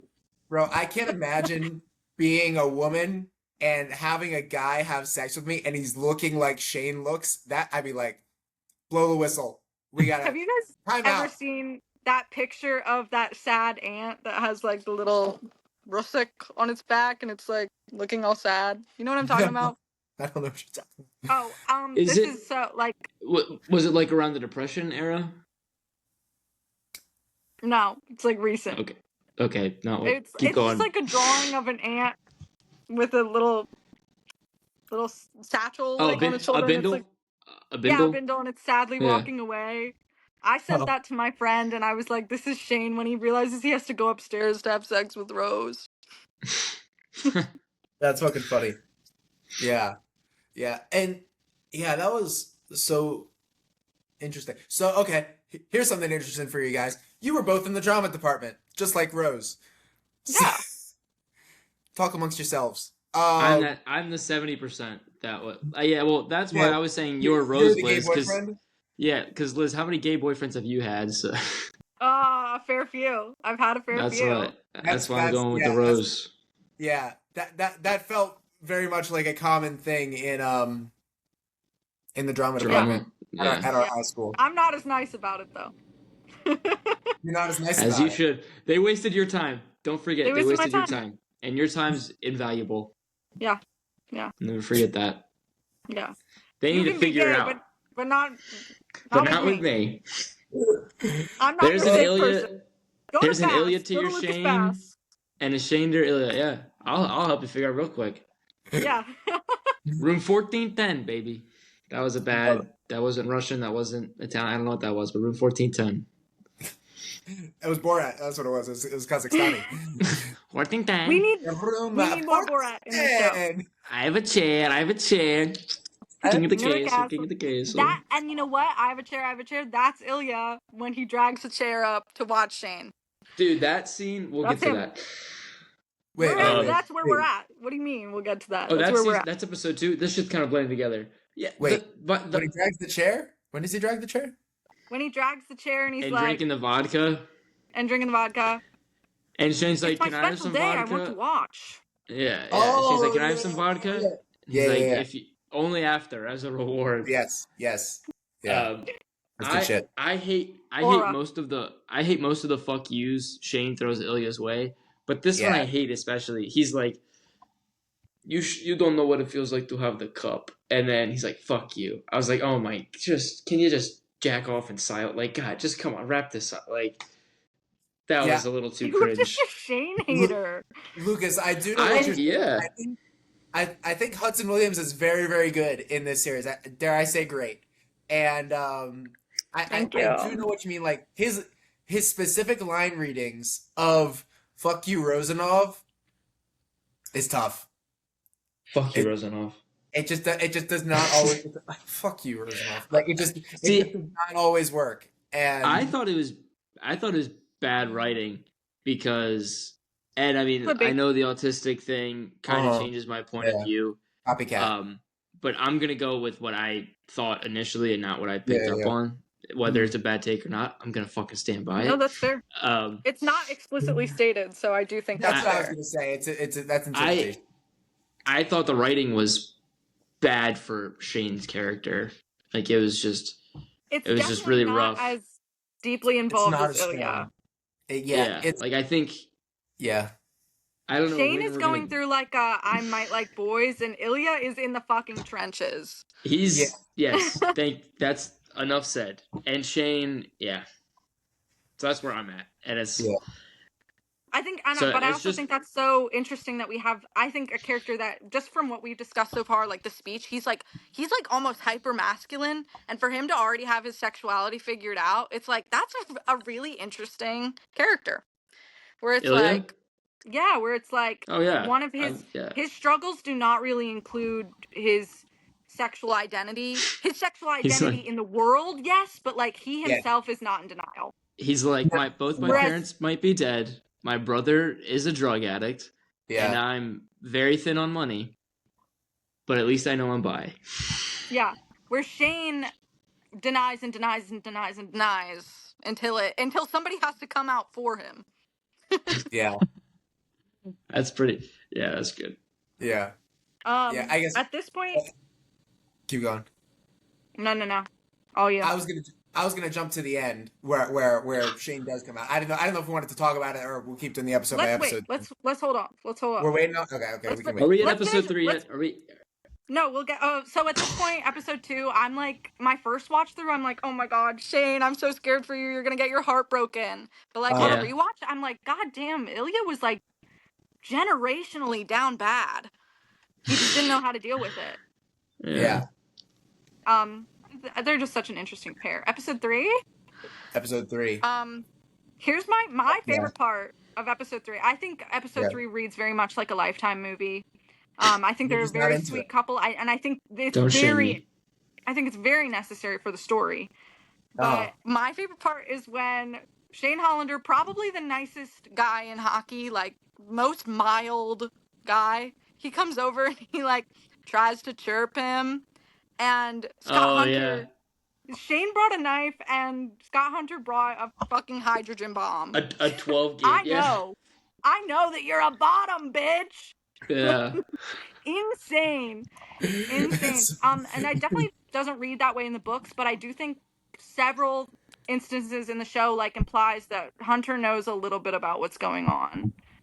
And the only fight Shane Hollander has ever gotten into was after a game because of this. So I think that's really funny. Yeah. That's my favorite. You're right. So I didn't realize how much I liked Ilya and Shane on the first rewatch until like episode 3, and I was very much enthralled in this story. I think because I thought there was like actual conflict. Like here's Scott Hunter, who was like, I'm gay, but I don't really know what to do about it, or I can't really do anything about it. And then here's Kip, who's also like, well, I'm gay and I really freaking like this guy, but I can't do anything with it. I think that's why it's one of my favorites.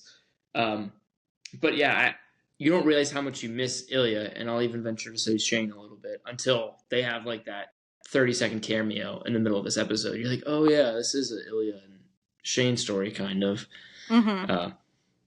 But I love this episode. Yeah. What's his name? I don't Francois dislike it. Armand? I love it, in fact, but I just love the rest of the show more. Okay. What's his name? Francois Armand? Francois Arnold? Arnaud? Okay. He should be in more stuff. I mean, he's great. He was in Schitt's Creek.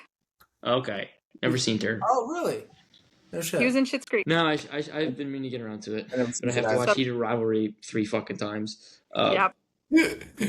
I liked him too. I really liked him I too. liked Scott Hunter, his little cameos in the first and second episode, because I was like, I thought this guy was going to be the villain. They were kind of, in the first one, he was like, how's your boy Rosanov? Like, he already fucking knew.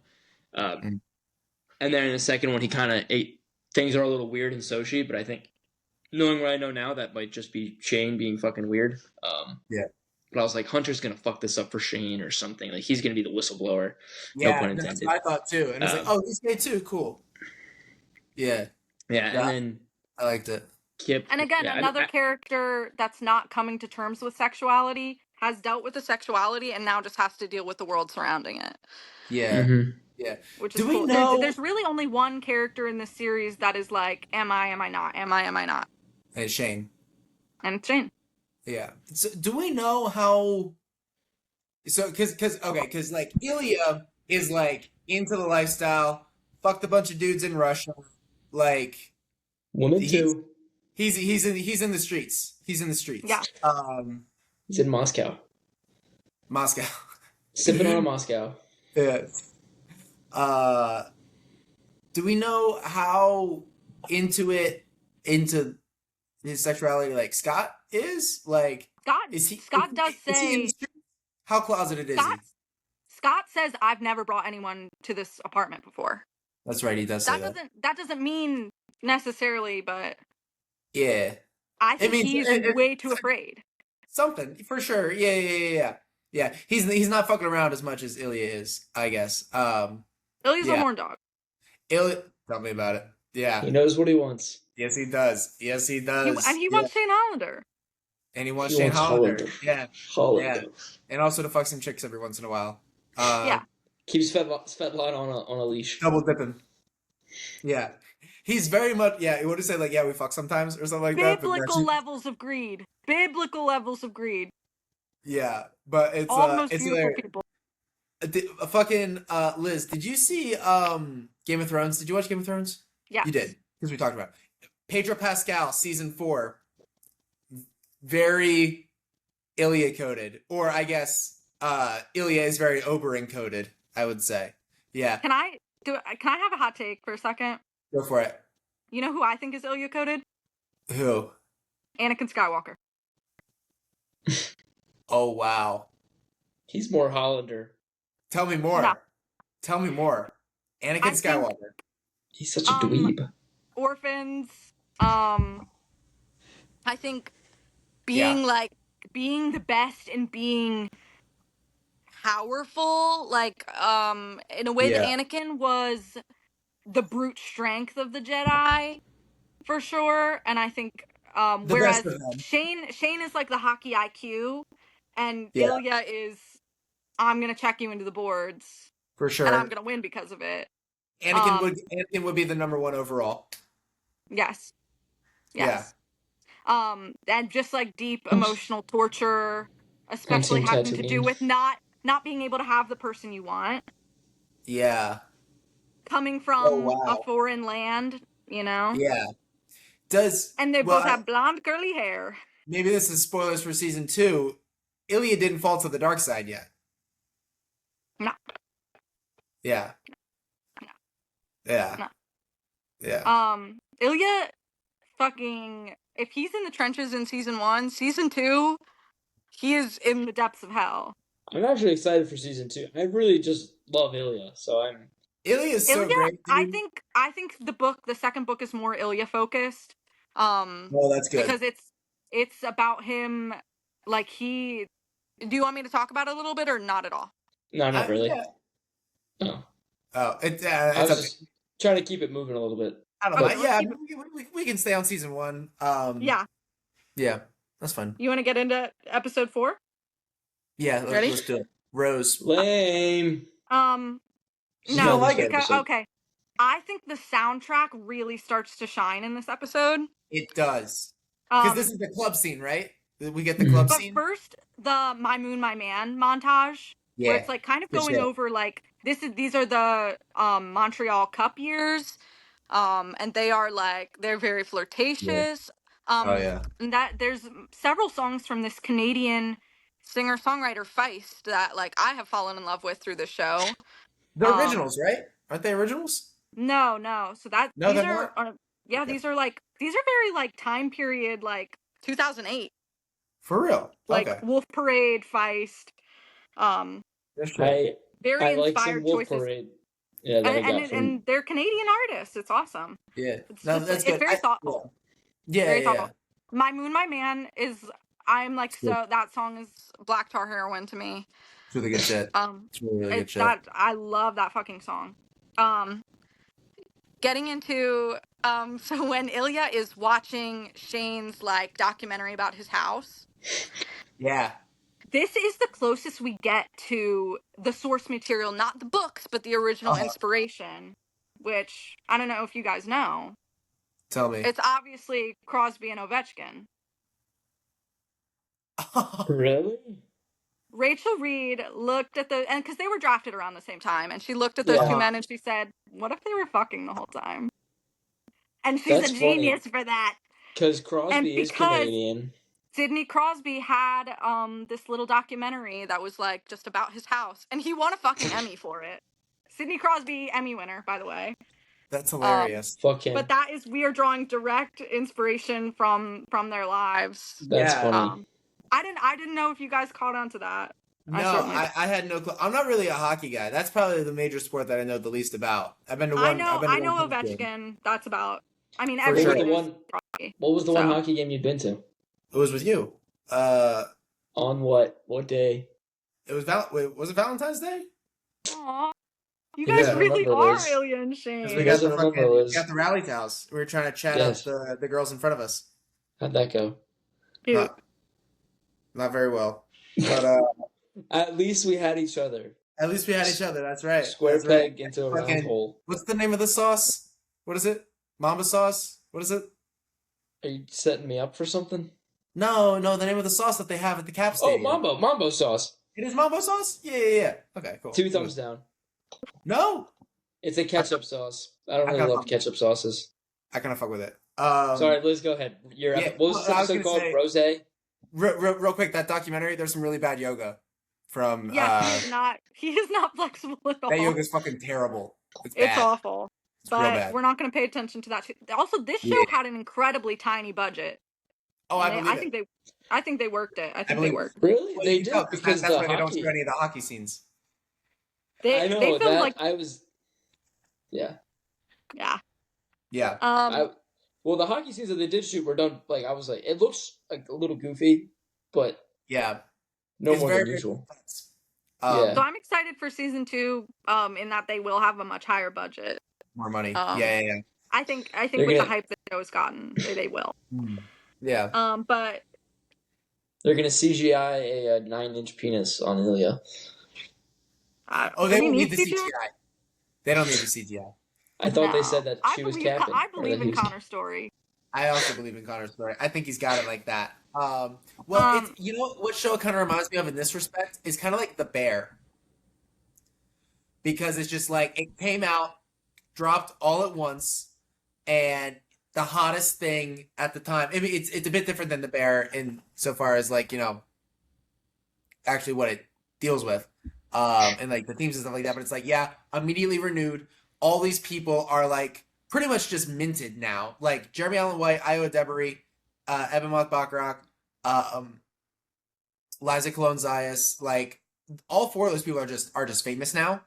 And I think this show will do for Francois Arnaud, who's getting a lot of love on this pod, which I don't mind at all. Connor Story and Hudson Williams, and definitely those 3 guys. Like Robbie GK.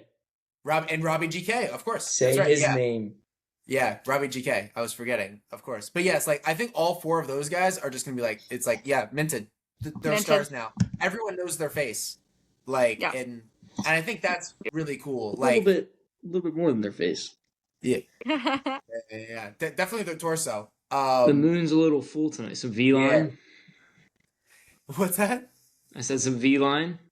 Yes. Hey. Cum gutters, crazy. Yeah. Cum gutters. That's so fucking. I'll tell you what. You know what?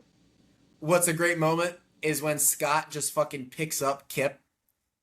Is that Kip like fuck you? That's great shit. I'm actually gonna get into something kind of related. We're at Ilya's Boston whatever house. Mojo Dojo Casa house. To me, this is the most sexually charged moment in the entire show. Which one? When he's mixing him food? No, getting into that, just them meeting the 2 of them in the kitchen, and Shane is like, this is an awesome house. And Ilya is like a fucking predator then. Okay, Mr. And Realtor. hoist him up onto the counter. Yeah. That part to me is like and his voice drops like an octave. It's crazy. Yeah. That to me. Answering the door shirtless is such a power move. And he does this little move with his hair. You know who would do that? Who? A friend of the pod, Ken Matson. No, he would put a shirt on if there was company. He would put a shirt on. Really? I feel like... Is the company Shane Hollander? It's going off. It's just Lucas. Yeah. All right, anyway, Liz, sorry, keep going. A little something cool. There is like this abstract painting above Ilya's bed. A lot of people have been saying it looks exactly like the 2 of them in the car in episode 6. If you catch that, if you ever catch that on a rewatch, you know, nothing. It's abstract art. It can be whatever you want. Also, shout out. Well, yeah. So Ilya has a really cool thing when he's on the phone with his brother, and like there's like it's like 2 circles, and it's like 2 next to each other. Yeah. I really like that shit, and it's like I thought that was some really cool stuff, like kind of like a yin yang duality of man type thing. Like obviously Shane and Ilya. I thought that was really cool. I like those paintings. I fuck with that. So this whole scene, it's so fucking cool. He's awesome. Obviously, Would huge you rather turning point. I was gonna say, would you rather have Ilya's house in that episode or the cottage that Shane had? The cottage. It's not a cottage. It's a fucking house. It's a fucking what mansion. The hell is a cottage? Like, whatever. Man, yeah. The house. The fact. Whose real estate profile would you rather have?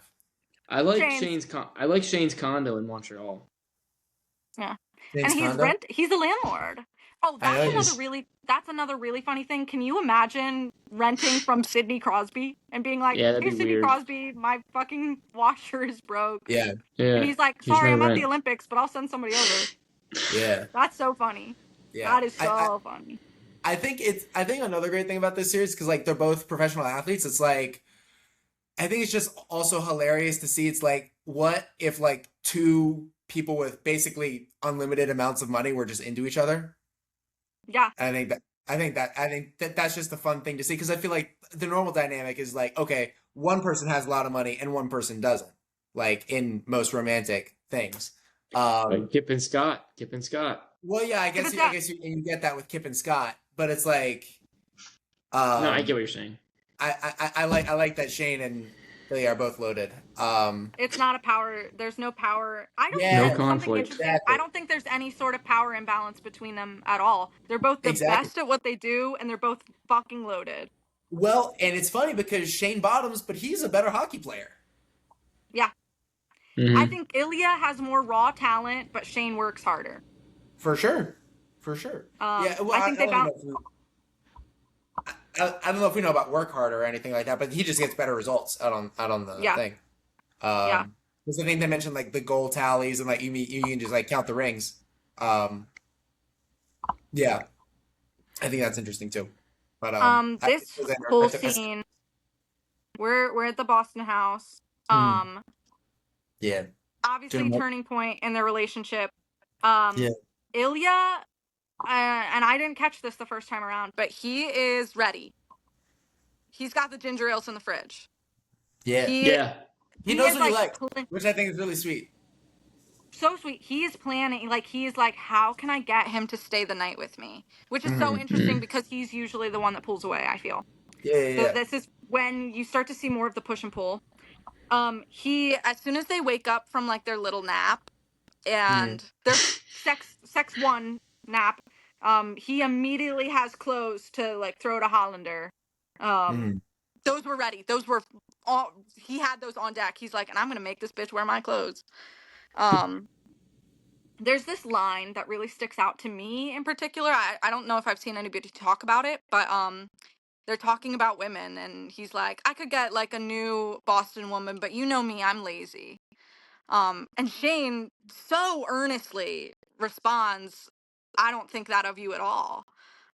Which just like respect and admiration for one Yeah. another, but that stands out to me because the only thing we ever hear Ilya's dad say in English is he can You're be, how lazy. you say, lazy. Yeah. And that's something that he's, I'm sure, has internalized. On the other end of that line, he's being kind of nudge nudge wink wink where he's like, I could find somebody else, but I'm lazy, and that really just Mhm. means I'd like to keep you around. So I think Mhm. that those like two sentences like pack so much depth for me. Love. Yeah. um And that's so you classic. Like just drop all the hints that way you don't have to say the thing. Like that's Ilya throughout, especially yeah. in, and I'm jumping the gun a little bit, when he's like, so you didn't bring anyone with you? So Mhm. like, why are you dressed like that? Yeah. You didn't, Yeah. are you in Rose Landry still? You know, like Mm-hmm. he will do anything but say it. Yeah. The tuna melt. Tune him You out. you have to be so fucking in love to To breathe see hot someone tuna melt breath scarf into to each other's to faces. That's to so see someone fucking scarf down a disgusting. tuna Yeah. melt and then be like, let's Yeah. get it on. I was That thinking about is that too. I was just like that's I like to foul. think I'm pretty breath conscious in like a healthy, respectful way. Like Me as well. Me as well. yeah, yeah. Lucas can debate that. I don't know. Lucas, when we've made out, It's he's never had good. he's had some issues. Yeah. Not worth it. 2 words. But yeah, it's like garlic, onions. I feel like tuna's got to be on the Mount Rushmore of like stuff that you don't Sardine, want fish, to any type taste. of fish. Cheese, Salmon's pretty good. pickles. Fish. Oh, I wouldn't mind cheese or pickles. I don't think. I like pickle Hot breath. cheese Pick- breath. I They forget. are Whenever fucking, Adam, and he spits Oh, into his hand too. That shit is foul. yeah. Well, I That's guess it is a foul. double whammy because you got cheese and tuna. Like, and also it's just like that's like not like oh hey I just kind of want to tuna out right now. Like you gotta like fucking make that thing. Like I guess it kind of He depends on had like that prepped. He I had guess that prepped because he knows Shane is on a performance diet. No, no, no, and I get that, but it's just like it's not like, oh, hey, do you want an apple? It's like I'm gonna fucking make, and it's not even I'm like a cold cooking Tuna for sandwich. you. melt. It's not even like a ham sandwich. It's like you gotta like, there's a heat element there. Like you gotta make the fucking tuna salad. But it's There's like just on the verge of effortless enough. Yeah, it's not like let me grill you a steak. Like Yeah. it's no, I see what you're saying because it's still like a sandwich. It seems like easy, but it's like sneaky, He's like not. It's a fucking panini, really. Like A yeah. lot of Mental dishes. chess. A lot of Mental dishes. chess. lots of dishes, and you got to turn on the stove. Like that's a fucking thing. And the oven beeps and he says, "No, I'll get it." And his hand was down his pants. I know that man did not wash his hands. They are so fucking foul. Tuna They tuna are dick. tuna Well, dick. it's okay. I think it's okay to go from pants to food. Food to pants, I'd be pissed. If someone was just like fingering a fucking tuna melt and then tried to put their hand in my pants, I'd be like, okay, time out. Go wash And your they hands. did. They did both of those things. But if someone The- just had their hand in my pants and then went to take a bite of food, I think that'd be hot for me. Okay. I don't know. I think you It's have the to be in pancake love thing. to do what those two did with that Oh, tuna for real? melt. Yeah. I think you have to be in love. Damn, I did not hold that much weight in this tuna melt. Yeah. Debate. Well, okay. I think this is so incredible, especially because Shane is neurotic. Like he He is. has habits, and like That. there's no Yeah. way he's letting that fly with Hayden Pike. You know. Is that why he bailed though? Maybe he's like, what the fuck? This guy Here's what just no. He fucked bailed a tuna because melt. He's in they love. I said know. they said each other like I think it's so crazy to like wake up in this man's arms and like giggle and and Yeah. then he says your first name and panic. That's crazy. Yeah. Well, it is different. I get it. And it's like, okay, I think it's also like, okay, we've spent 4 hours with these characters, but they've spent like Years. coming up on, like 10 years together. So it's like, I get it. It's like, oh, he only calls me by my last name. And it's like, oh, wait, shit. He just called me Shane. Holland though. I get that. Like, I love how that makes some sense, I think. when Shane freaks out and runs away, Illy doesn't even move. I love how he just Holland. sits there. He's like, Huh. oh man, like this fucking shit again. Like he's like, what are I you doing? no, Like, I think he knows that if and then he he'll come back. I think he thinks of Hollander as like a wounded animal. Like if sure. I reach too hard, Pathetic. he's gonna go farther. Yeah. What? Well, he's not that very pathetic? nurturing. Hollander's nurtured enough. I mean, Yeah. he puts okay, like he puts everything out there for Hollander. I think he's not like mama birding it to him though. You know, No. like He's letting him draw the dots himself. for Um, Playing the sure, long game. It's playing the long game. for sure. And as, And the long game is the title of book 2. is it actually? It's well, Illy and Shane's book 2. So it's Heated Rivalry, the long game, and then their third one Game is going to Changer. be Unrivaled. Unrivaled. Oh. Okay. Is Game Unrivaled. Changers the series? Game Changers is the series and the title Mm. of Scott and Kip's. Okay. So notes. I'm sorry, I'm getting right back into it. There you go. About Shane and like neuroticism, even if you don't want to call it autistic. The Yeah. food, obviously he has his safe food and drinks, the ginger ale. Ginger ale. That's funny. I think. He has his routines. He folds his clothes before sex. I think he struggles with classy. eye contact. He's very Yeah. literal. Yeah. And I think a joke from him is kind of rare. He's not a good liar. He gets overwhelmed. Yeah. So when Ilya is asking him about women, Yeah. I want to know how like how much of that is testing boundaries. Like I want to know. So like I'm so curious as to what he's thinking in that moment. Yeah. I mean, Like I think Blanking. What scene? you're talking about at Ilya's house, right? And Yeah, they're it's talking like- about women, and they they're talk about just conversing. specifically, right? They talk about Svetlana, right? yeah, about women in general. He's like, "Do you like them?" And he's For like, sure. "Yeah, Yeah, sure." Svetlana, The yeah. rules. Yeah. I think I mean, I don't think Ilya's ever gonna pass up a chance to fuck with Shane. So like he's like, hey, like it's like he'll throw some digs in there. But yeah, I guess Wait, so what was your question? Like, how would we think? What did we think about that? Just more like I want to know what he's thinking. Like, is he oblivious to Ilya? Like, because Ilya's talking about women, Yeah. is Shane oblivious to what Ilya is doing?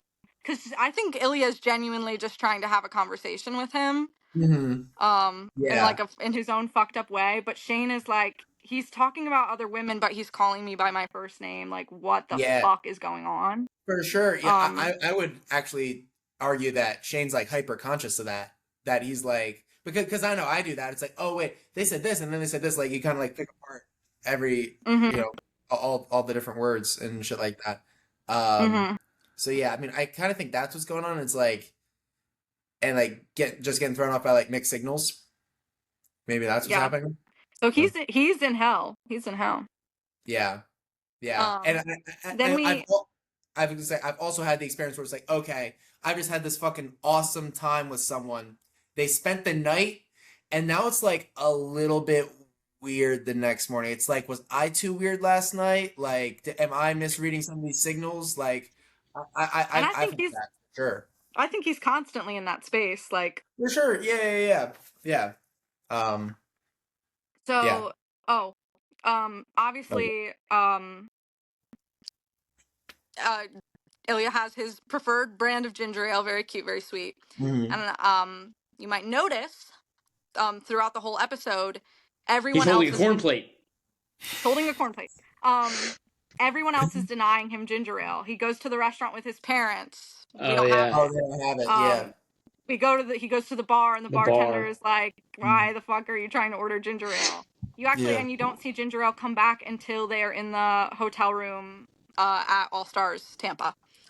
So it's kind of like Ilya is the only person who can give him what he wants in that way, in a ginger ale way, and in maybe another way. Who knows? Watch the show to find out. Um, Unrivaled coming soon. Something that I think is kind of sweet. He's when they're arguing about Wimbledon, and he's like, I only have 2 weeks off a year. Like, I don't want to spend it sitting next to somebody I don't know. And what did he do with those 2 weeks? He invited Ilya to the cottage. Love that. Are we at Um, the cottage now? no. No, Whoa, Okay. whoa. we My haven't bad. even gotten to Rose Landry, your girl. Oh my God, you're right. So, okay, at Rose Landry, here's and another thing that I think so funny with Ilya, like in the fucking trenches. Can you imagine you have a situationship who like literally ran away when you tried to take things a step further with them, and they get into a very public relationship, and you see it happen, and then you stub your toe in front of your teammates. Dude, the stubbing the toe was funny. He's like, I stubbed my fucking toe. Like that was good. I That would was kill good. myself. That That was would be funny. the worst day of my fucking life. And that's Yeah. like the exact type of thing that like pisses you off so much that like, but it's like, I'm throwing one of those bikes, dude. One of those bikes is going across the fucking gym. well, it's the perfect thing because it's like you have no reason to like actually blow your top because like it's like yeah, you just stubbed your fucking toe, but it's just like it's the perfect straw to break the camel's back. Like it's great, Yes. great, Yes. great choice there. I mean, I don't, dude. I mean, I feel like that shit feels so real. Like that feels so high school. It's like, oh my gosh, like this girl is single, and it's like, oh my god, it's perfect. Like I like her so much, and then it's like, damn, why does she like me? And it's like, she's like, yeah, man, I don't know. I just can't do it. I'm not ready for a relationship right now. And then like, boom, like a week later, they're like in a full on thing. I don't know. I feel like that's so Yeah. relatable. I feel like I've had that happen to me. I don't know. Yeah. Like Because they're just normal people I know, trying to. just like the rest of us. I Two want to kids are jump like to the before, club trying to make it scene. honest. Not that young. I'm jumping to the club because I think it's fucking cinema. I think these are like the most gorgeous shots you get in the show. That's so Um, funny. Go ahead. I think the club's great. I like the club. The club's so great. All the things she said is like a gay Russian girl band. Like, how fitting. Oh, really? Yeah. I do like that. That song, I fuck with that song. that song is literally about like, I like a girl. What do I do? Yeah. Some things I that think she said- I think is so. This is so fucking funny to me.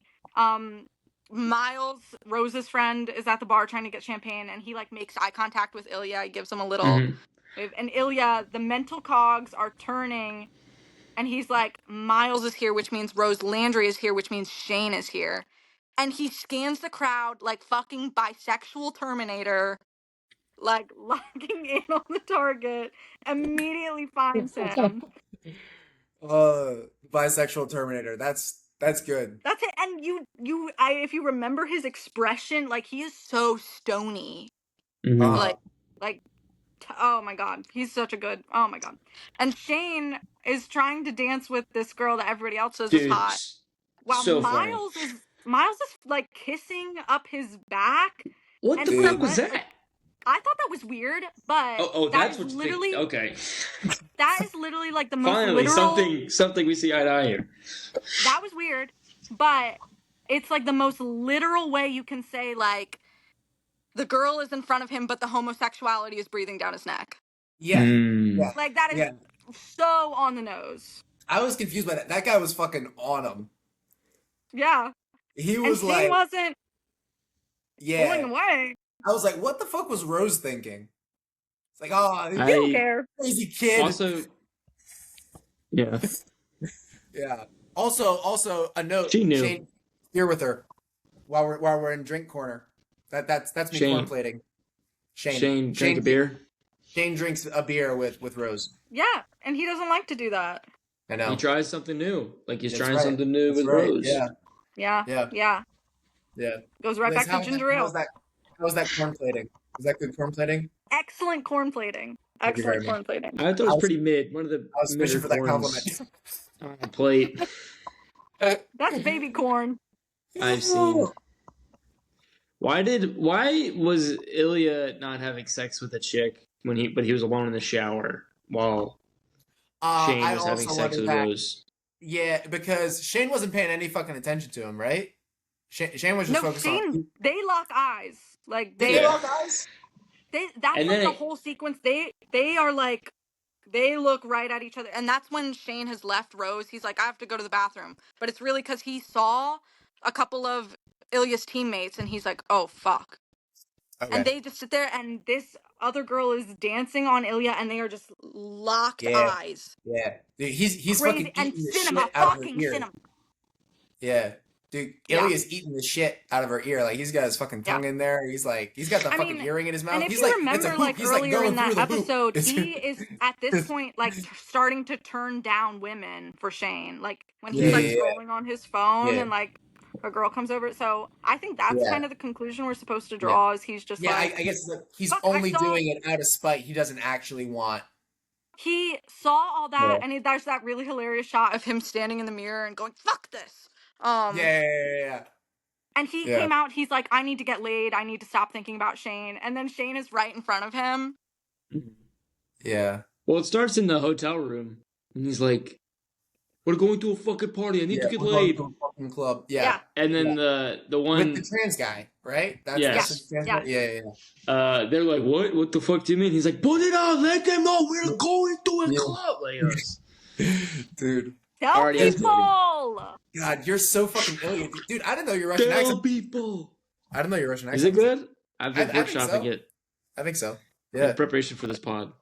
I think accents are easier the louder and more oomph you get behind it. Oh, I get it, yeah. Softer is... It's hard to whisper. It's hard to whisper in a Russian accent. I don't know. I think you're doing a pretty good job. I know. All right, moving on. Come on. Don't make my head too big. Wait. All right. Shane? Hollander? Yeah. Hollander. That was pretty fucking good. All the things you said. And we touched on, like, the two of them, like, thinking about each other at the end of that episode. Yeah. Well, they come at the same time. So. The implication. That's thinking about each other. That's soulmates. Isn't that so cute? Yeah. That's so cute.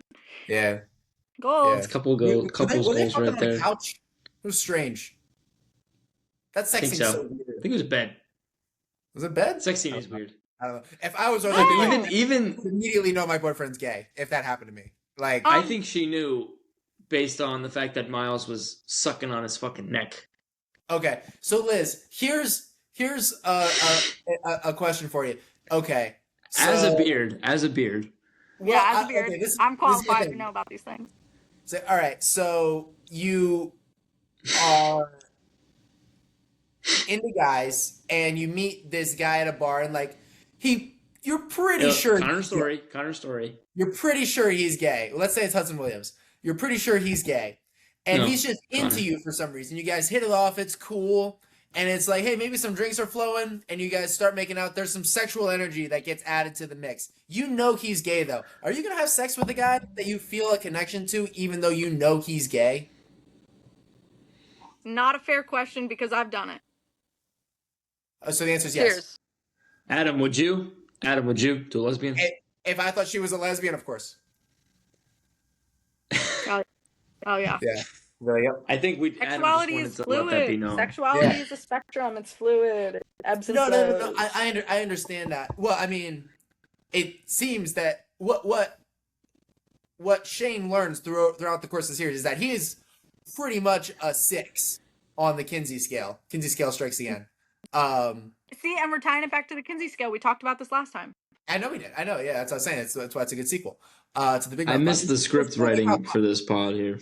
The Big Mouth Pod. But yeah, it's like Shane learns he's pretty much like a 6, on the Kinsey scale. Yeah. And maybe Ilya's like a 4 or 5, something like that. But anyways, it's like if you knew they were a 6, then like would you? I guess, and I guess you've already answered. But I think that's really interesting. Like, I don't think Rose knows until they sleep together. Until they sleep. Well, that was their first time sleeping together. First time. I think. Well, Shane says in 6 that it only happened twice. That they only slept together twice. For real? Oh. Did he say? And both times were disasters. He says. So wow. I It was like Coach Steve losing his virginity. Yeah. I think Coach Steve losing his virginity was more successful. Coach Steve made love. I'm gonna do sex with a lady. This is what happens when you're burning up the lady's gonna do sex with me. Alright, are we doing episode 5? Yeah, let's get into episode 5. I love how in episode 5 they just immediately get Rose out of there. I don't like Rose as a character, if I'm being honest. I know what she stands for is important. That Shane can cross that off his sexual conquest list, and he's like, you know what, I think I'm fucking gay, because then it leads to I love that conversation him and Ilya have. But they just scrap Rose, and then they turn her into the gay best friend, and she comes back in the later of the episode, and then episode 6. Here's something interesting that I really wanted to touch on in episode 5, more with Svetlana. And the show is obviously like huge with the girl crowd right now. I don't want to say female. Yes. Because of the hot dudes or because of the female characters? I think it's really just an excellent romance. Like that's what it comes down to for me. Like it's like truly an excellent romance. And what makes a romance excellent? Like to me, I'll get into that. Okay. I'll get into that. I think for me, part of it is like Ilya is so depressed and Shane is so neurotic that it's like kind of cool to watch two people that are definitely like struggling a little bit. I think that's really cool, but also they're push and pull, and I'll get into that.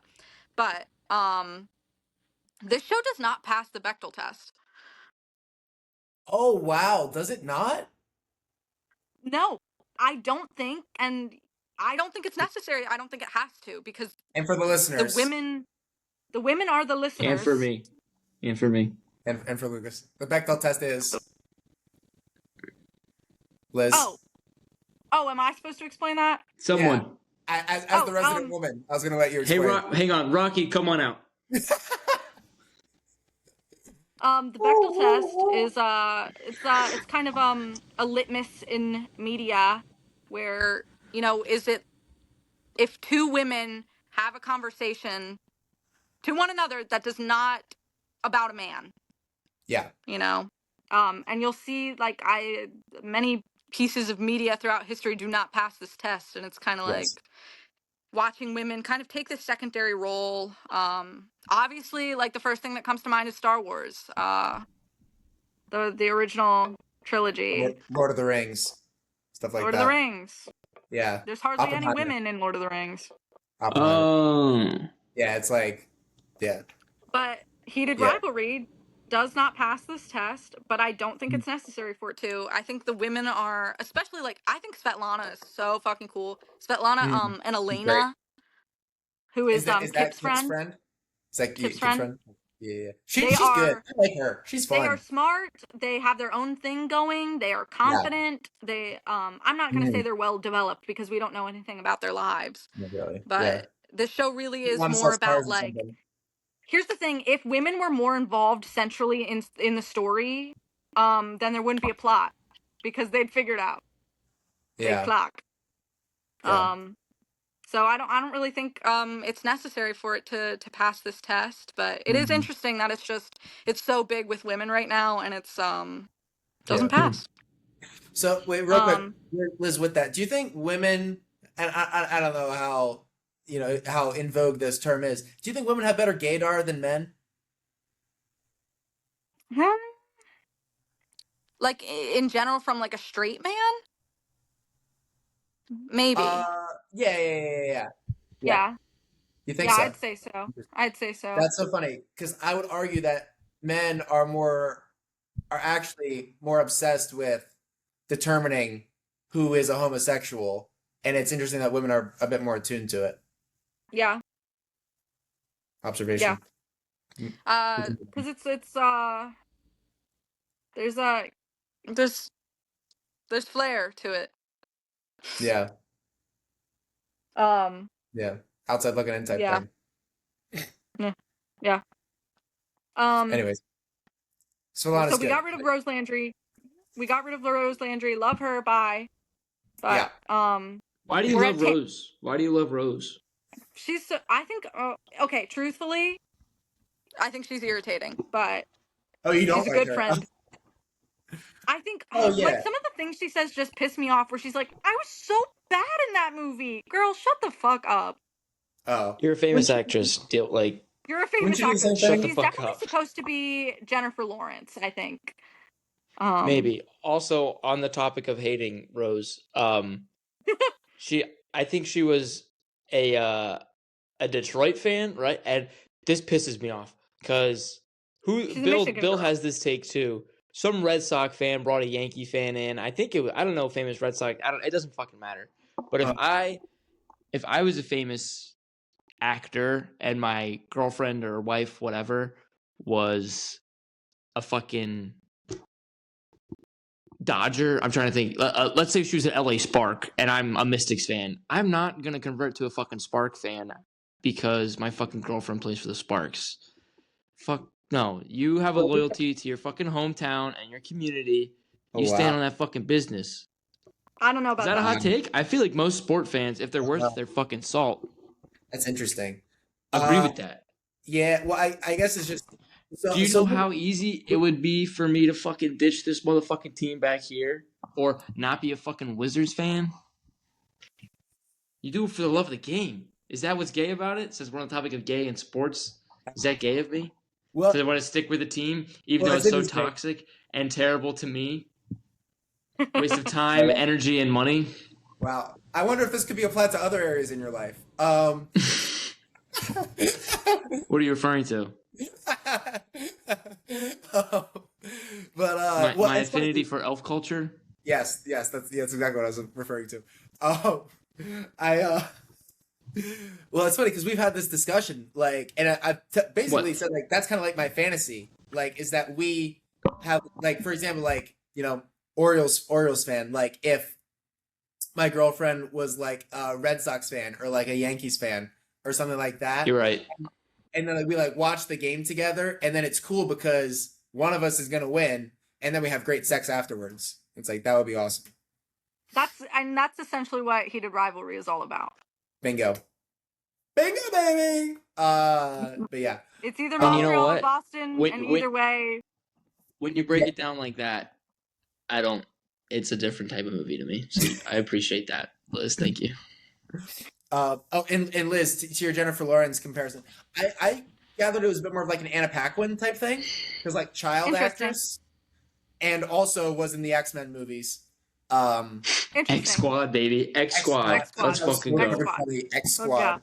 Yeah, and it's also a Who's- really funny joke because every movie gets filmed in Canada now, which is great. Yeah. Which is really Yeah, funny. I was just about to ask you what movies are filmed in Montreal, because for her to have been in Montreal? Montreal I not don't know. once but twice, but like a thing where it's like, yeah, we're just gonna shoot in Yeah. Montreal a lot. Yeah. Well, Vancouver is a thing. I know Vancouver. I know Vancouver is, Yeah. yeah. is a thing, and maybe this is speaking to my lack of knowledge of Canadian geography. Where I know Vancouver is on the west coast. I don't know where fucking Montreal is. Is that on the east coast? I have no fucking clue. Yeah, it's like around I could Michigan. not tell Manitoba from Ottawa.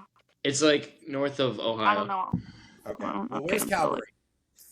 Calgary's also way west. That's way west. Oh, is it way west? Okay. Yeah. Interesting. Because I know like Quebec and Toronto are like East End, right? And Ottawa Quebec.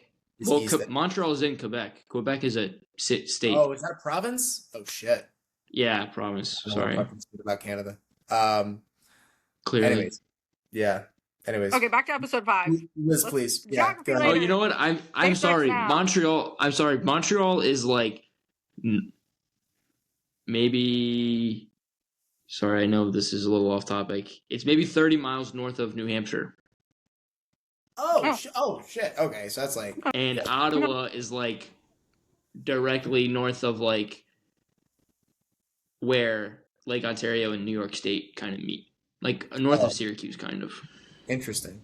Huh. Ottawa is such a small city to have. Isn't that the sports capital? team. And that's their capital, right? Yeah. I think it is. Yeah. Interesting. That's your Canadian geography lesson for the day. There we Liz, go. please. Anyways, I want to get into the All Stars weekend. Yes. I read the books. There's one moment in which I would like to highlight, like that doesn't really translate as well, I think. And that is when they are sitting together at that bar. All Stars. They're talking for the first time since the tuna melt. And Ilya's trying to be like, did you come with anyone? Did, like, why are you dressed so nice? And da-da-da-da-da. Beat around the bush. In the books, I think this is so funny because it's just, like, showing, like, Ilya has fallen, like, very fast, very hard. In the books, he's anticipating for Shane to be like, I'm engaged and I don't need you anymore. Which is, like, so, like, 0 to 100. And I like that, but I don't think you really see it that dramatically in the show. Yeah. We get to their hotel room that night. First of all, really funny that Shane is like, I think I'm gay. Hilarious. Okay, good. I That also was- thought that was funny. That was a good bit. Yeah. That's so Yeah. funny. And Ilya thinks it's funny too. However, on the opposite end of that spectrum, for Shane to come to his hookup, who is like a very well-known player, and say, I have feelings for you, and don't you have feelings for me? That is so brave. I'm so proud of him there. Incredible. That's so scary. That's I can't imagine a more scary scenario than being like, I know you fucked it like all of North America, but don't you like me the way I like Good you? chunk of Europe. Good chunk of Europe. Yeah. And this is a moment again where I think the push and pull is so, because we've started to see Ilya like push for it more. And now Shane is finally like catching up and responding, whereas in the beginning you definitely felt like Shane was more emotionally involved and Ilya was just in it for the sex. But then we get to this point where Shane has caught up again and Ilya says like, don't fucking do this, we can't be anything. And it's like, yeah, goddamn, what do you want? What do either of you fucking want? It's fascinating to me. Yeah. And I think that is the moment in which their dynamic shines the most, because they can't decide what they want from one another. They've finally gotten to a point where I think they can acknowledge feelings, but they don't know what that means. And it gets a little emotional here. I think so. Ilya gets very emotional about his family situation, and they hug, they embrace for the first time. I can say with like full confidence that's probably the first hug he's gotten since he was 12. Fuck. Ilya? Yeah. Svetlana and him have a couple moments throughout. Not like that though. I don't know if they hug Not though. until the funeral. Yeah. And ready, here's a little corn plating. The room, the All-Stars room that Ilya's in is 1217. 12, the age that his mother died, and 17, the age that he met Shane. Corn, a little corn on the plate. A little corn on the plate for you. How about that? Yeah. Yeah. Everything fucking happens in this episode. Yeah. Are we at the phone then call Ilya's yet? father dies. Yeah. Almost. Okay. I love that Ilya's obsessed with the glasses, because he would be like, he Yeah. loves how boring Shane is. So like he would get really turned on by the glasses. And also Just like hilarious. also like, who doesn't want to come on a pair of glasses? I mean, that's why, you know, this is the fit. Yeah, I guess. Cowgirl, that's Shane Hollander, baby. That's Shane Hollander. That's Shane in episode 4. Liz, careful what you wish for. Shane, come on out. We're all on the internet now. Yeah. Connor, come on over here. We can only bring Francois. Yeah. But, you know. I'll take it. I was gonna ask you, fuck, marry, kill between Connor Story, Francois, and Hudson. I'm killing myself because they're all too beautiful. Nope, can't do it. I'm partial to Connor Story. Or you can take special option 4, and you can just watch all 3 of them go at it. Okay, I might have to do that. Damn it! Why'd I give her a fucking cop out? All right, Adam, fuck, marry. Yeah. Okay, sorry, I didn't have to ask you. Sorry. I'm marrying Connor Story. I'm fucking Hudson. I'm killing Francois. I'm sorry. Francois? Oh no. She hates the French. She fucking hates the French. I knew that. So attractive. I'm fucking Connor. So attractive. I'm marrying Francois and I'm killing Hudson. I could get behind that. And that's more women are into Hudson. Why? I'm still partial to Connor. Do you know? He's Asian a little bit. Do you know why? I think if you watch him in interviews, like, you'll understand. And he's also like, it's the off. I know he doesn't look at personality type stuff. Yeah, he's definitely not as muscular as Connor, but he is incredibly strong. Yeah. And that's very sexy. So for the record, you're saying that they're into Hudson, they're not into Shane. No, yes. Okay. Yes. Into Hudson, not as into Shane. Is Hudson Asian at all? He is. Where's his Asianness? Yeah. He is Korean? Canadian. Yeah, Korean Canadian. But in the show, he's Japanese Canadian. Oh. Who's Korean on his, like... His mom. Each time they mention he's Asian, I'm like, oh yeah, I guess he is Asian. It keeps slipping my mind. Anyway, sorry, keep going. You're episode 5. Let's get to the phone call, the confession phone call. Dude, this is a big moment. So good. That was great. Firstly, Connor Story learning Russian phonetically, and he's goddamn incredible. Is that right? Phonetically? Phonetically. Like, he did not... So, are you saying that he did not know the words that he was speaking? I think he did at one. I think he came to learn, but, like, he learned it for the show. Yeah, for sure. Naturally. Yeah. He was not a Russian speaker before, and when they started shooting, he did not know what he was saying. Like, the first scene that they shoot in quote unquote Russia is the funeral scene. And he was saying, like, some of the Russian extras started talking to him, and he was like, I'm sorry, I'm not. Yeah. I'm not. Whoa, shit. Damn, you really did a deep dive. Yeah. This, I wanted to be prepared. I was so underprepared last episode, so... I'm ready. None of us could tell. For the record, you were not underprepared. You were wonderful. Thank you. Yes. Yeah. No problem. Take a cold shower, Adam. This scene, like, solidified the show for me, because when he said, not like I love you, I've kind of developed the mannerism over the past couple of years of slapping my hand over my mouth. And in that moment, I tell you, never in my life have I genuinely done that, except for that moment. I actually went, because I really was not expecting it. I know you guys kind of told me that, like, you came to expect it. I did not think Ilya was going to own up, especially not to the first one to own up. And so I was stunned. I was absolutely stunned there. Really interesting editing choice that I picked up on. So obviously, anytime you have a phone call in film, you cut to the other character and their voice is coming through the speaker. Yeah. Right? Obviously. Shane, about halfway through the phone call, closes his eyes, and eventually they stop. They stop the phone call like through the speaker voice, and they just have him like Oh his voice just Going present. through.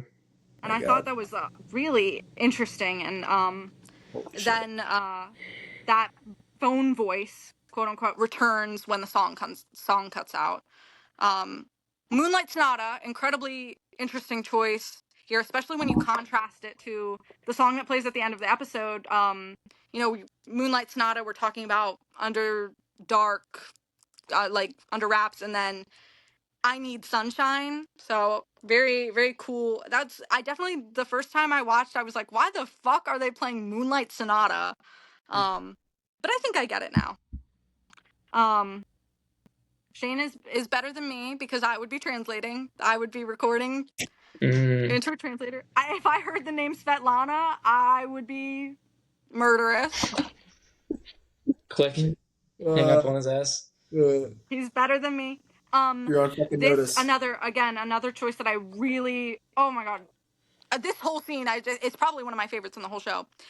But when Ilya's kind of struggling to get to say like not like I love you, there's a point where he's like, fuck, he's like says some curse word or something, and it's a long beat of silence for him, and a cop car drives past in the distance, and like that is like the Russia of it all.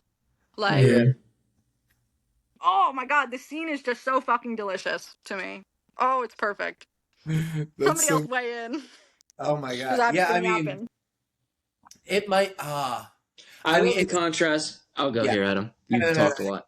You go. I like the contrast that Ilya is in this like graffitied, paint peeling off the wall, alley, dim lit. Like you said, like there's cops rolling around. Like doesn't seem like a good fucking area because he's in Russia. This is where he's coming from.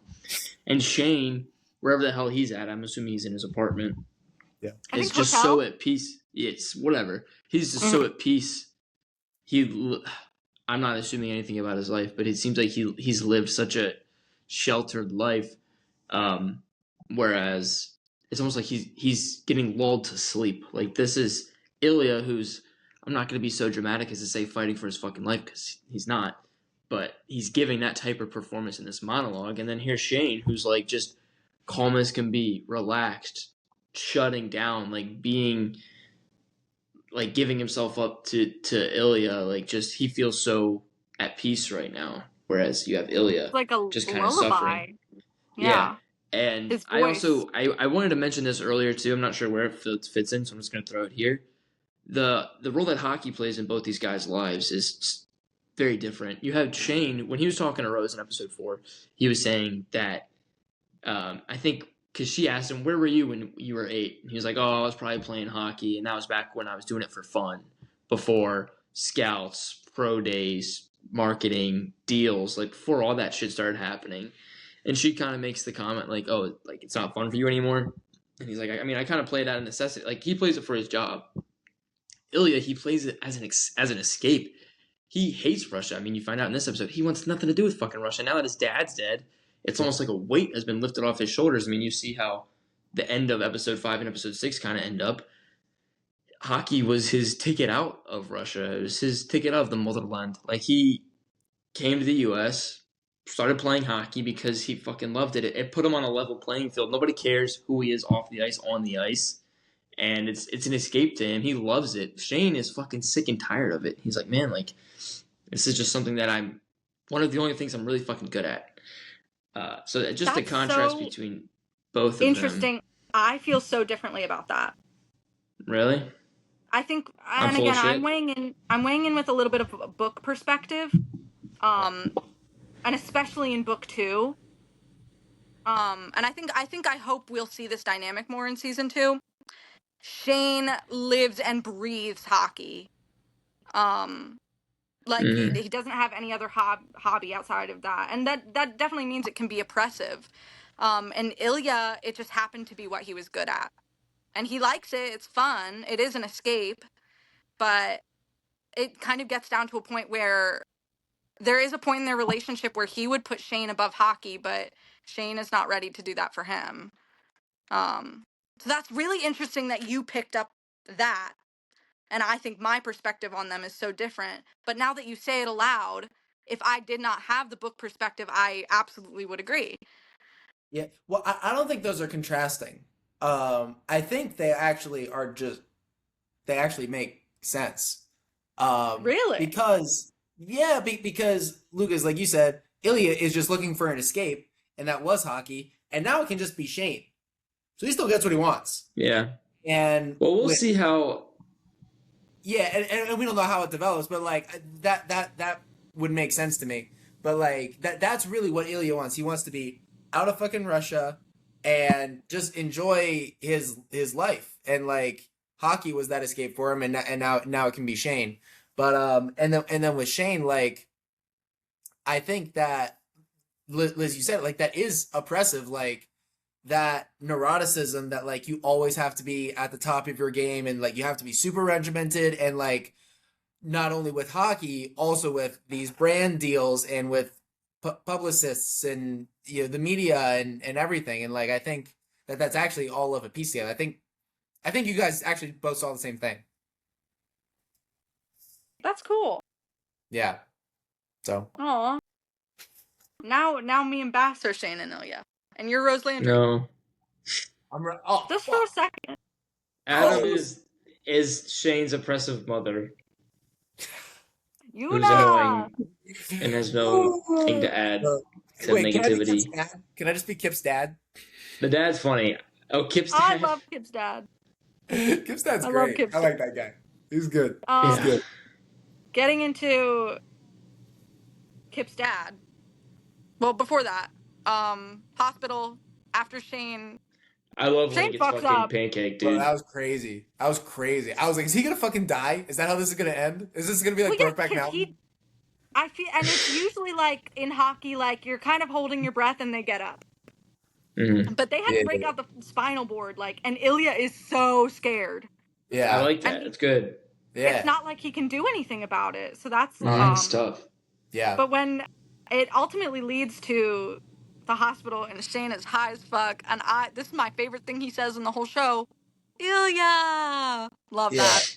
Yeah, I thought he was gonna let it slip. I thought that's how it was gonna come out. And then episode 6 was gonna be the reckoning. But he says the N-word and then he gets canceled. That would exactly. Be yes. Oh, the I love you. Yeah. Yeah. I guess so. Here's a corn plate. For you. By the time that Shane's heart rate is in like the 100, 110 range.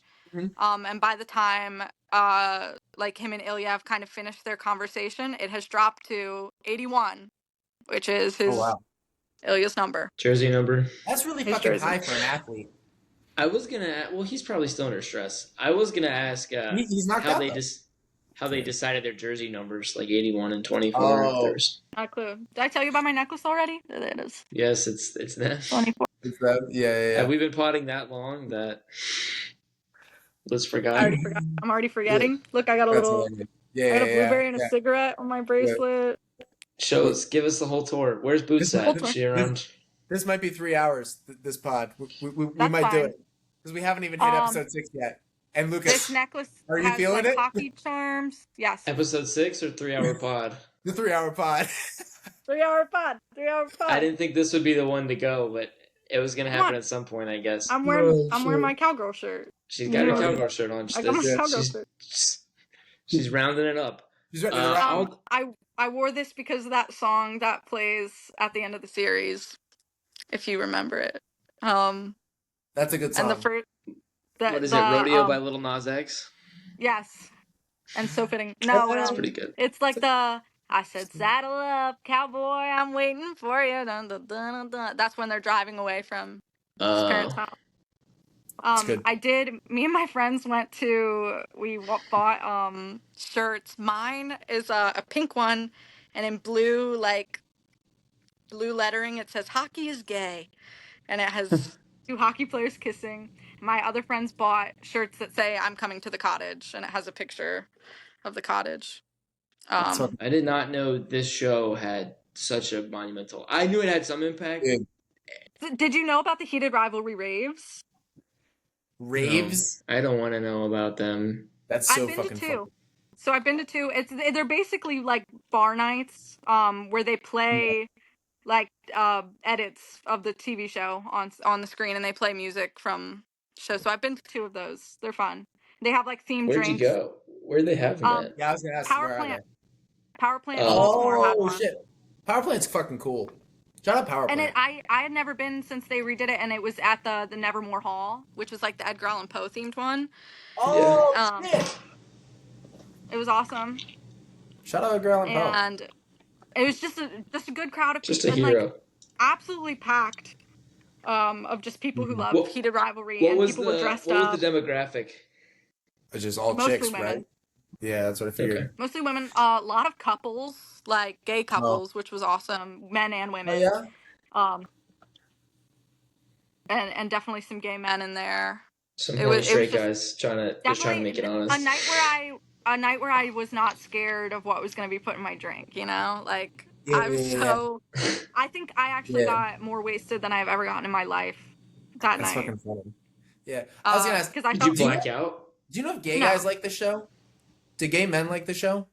I think it's Yes. a As much as mix. straight I think it's a women. mixed bag. I know I think it's mostly straight women that are digging this. Yeah, the couple of my gay friends that know about this and watch this, they enjoy it. yeah, Good. that's good. He actually anyway. Yeah, well, Sorry. I know, and we don't have to name names. I know you have that one gay friend who's like, yeah, I like manly men. Yeah. Like, yeah, not like, Which is such an interesting yeah, because you think I don't feel like breaking down. I'm not gay, so I don't feel like I should be breaking down gay psyche.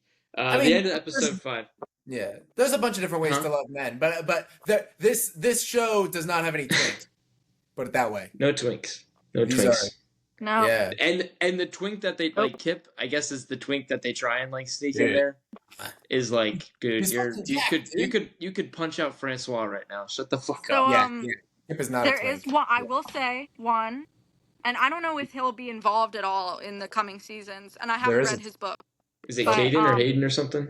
No, Yeah, that's you're not even gonna remember the character. It's the bartender at the bar that Kip and his friends like to go to. Oh, when they say yeah. "Thank you, Kyle." I Kyle. know He shacks Oh. up with retired Spoiled. player Eric Bennett. That's what I Okay. know. Oh, Bennett. E-Ben. Yeah, he was a Eben. Oh, he I was believe a was also fucking an admiral. San Francisco Ranger, I guess. Anyways, Holy shit, okay. let's get to the admirals winning the cup. Let's get to that. Dude, so this was Liz, I forget. Oh, you said the conversation. Episode 5 is my favorite episode. It's good, Probably and because this is of the last IMDb. 5 minutes. dude. Okay. It's phenomenal.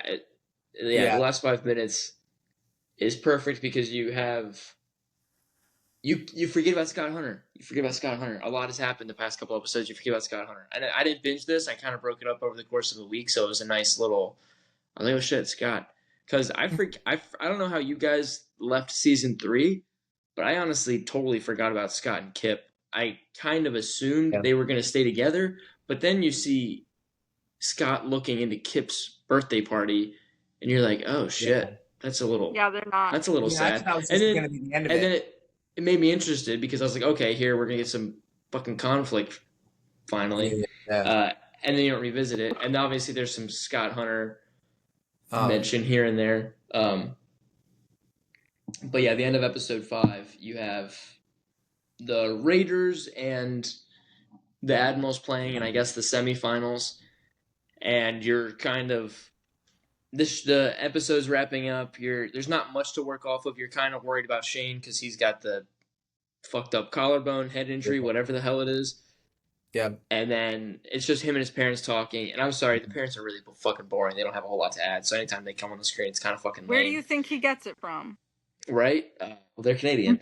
And then the Raiders lose, and it's kind of them texting, and you're like, oh, it's the Admirals playing for the Cup. The announcers do a really good job of exposition. I think that's Mhm. I forget what Yeah. the past tense is, but painting for exposition, and then they win, and they're like, oh, this is just be so great for Scott Hunter, and I forget about Kip. I don't know about you guys. I totally forgot Kip existed. Oh. And then you cut to him in the stands, and he's like Did crying. you You're like, oh fuck, that's did you a see little his dad sad. in the stands with him? Oh, was it that No, real? It's Elena on one side and his dad on the other, and you kind of is see that his a dad corn start to plate? put. No, he's That just there. that's a corn That's plate. not corn plate. That's corn plating. I That's a didn't notice it. character in the shot. And then Kip's crying, and then you see like Scott, and he's just like, "Fuck it, like what the fuck am I doing with my life? Bring Kip out here." And then you're like, fuck yeah. And the music, I forget, what was that? Wolf Pride? I'll believe in anything by Wolf Parade. Oh, yeah, a Wolf Parade. So that That's song, and you know that Moon, song right? has like this very jarring start where it sounds like an alarm. It's like a that song plays in episode 3, and you first hear it in Sochi, and then You're it comes right. back for this. It did. You're right. And that scene is just so great. And then beautiful. Shane and Ilya are just like, what the fuck? Like, and then Ilya picks up the fucking phone, calls Shane, I'm going to the cottage, and then cuts. And you're like, okay, maybe this show got like an extra star for me. Like that was fucking good there. You can't. That felt like a movie. It felt like a fucking movie. Yeah, genuinely one of my favorite television scenes ever. It's so good. It's so good. I thought it was so Have you excellent. seen when Joey and Chandler got free porn in Friends? Fuck off. Just putting that out there. Or a regular show when they get sent to the moon. Anyway, sorry. Let's go ahead. I don't want to talk about that. I don't want to talk about that. I don't want to talk about that. God. We're getting the regular show rabbit hole. We're not Why is there some controversy with regular show or something that I'm missing? I just can't think about regular show too hard right now, or I'll die. Why? Get in here. It fucks me up. Now set the chairs next time. Anyways, do we have anything more to say on episode 5? I don't think so. I think we can move to episode 6. Let's get into episode 6. Snooze Fest, the cottage. Shut the fuck up. It's not a cottage, it's a fucking house. And you know what? I'm about to quote Star Wars The Clone Wars to you right now. You know what? Adam, tell her. What? I've never seen Clone Wars. Well, here's a quote from Clone Wars for you. Okay. You have the romantic soul of a slug. You're right. That's fair. I don't fuck with romance. I think it's kind of boring. So this is especially a reason that I was so excited to talk to you two about it. As like my two straight boyfriends. We can be gay. We'll be gay for the pod. Thank you. We're not your boyfriends. We're each other's boyfriends. 1410. Yeah. But we're straight though. We're straight. Hey, who's skipping Hunter? Sorry, Liz, interrupting you again. Oh, Kip and Hunter? Yeah, did I say Skip?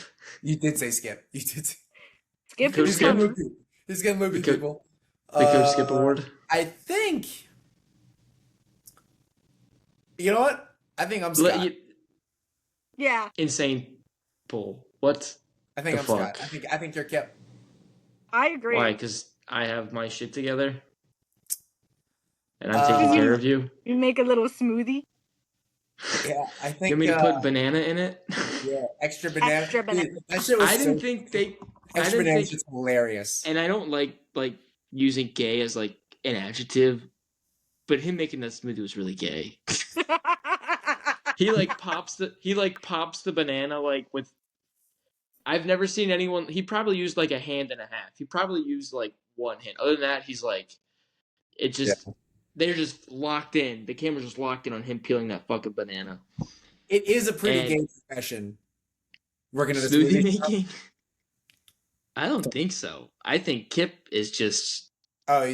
Should we rank like the gayest to like the straightest of the of the 4 main? That would be funny. I think... Who's the gayest? Kip. Kip, for sure. Okay. Yeah, this is where I think we're all probably going to have the same he's the only one who's out, too. So. Yeah, that's fair. I mean, Ilya's kind of out there. I'm going to go Kip, Ilya's Shane, Scott, Ilya. Really? You think Scott's straighter than Ilya? I mean, gayer than Ilya? Yes. Interesting. That It's his look. He's a very. Oh, it's the look. He looks like I have these, and bless their hearts, I have these two wonderful cousins. And one of them is my cousin by blood, and the other is the man he married. And they both look like Scott Hunter. They have a Oh, really? bad case of sibling look. Good for You know them. what's that's funny. You know what's funny? Because in the gay couples that I've like kind of come in contact with, it's like Mitch and Cam, or like, have you seen Abbott Elementary? It's like Jacob and his ex-boyfriend. Yes. There's like, opposites attract.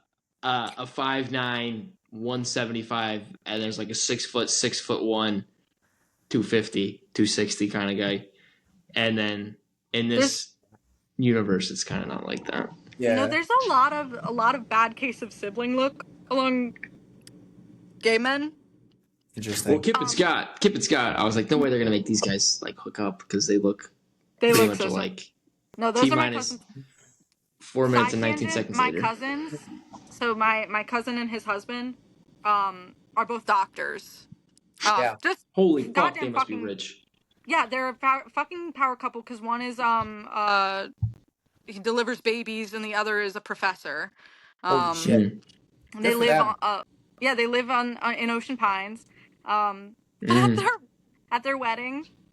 Wow, and I don't know if they both had a doctorate at this point, but definitely one of them did. And they were supposed to be announced by the DJ as like Doctor and Mr. Yeah.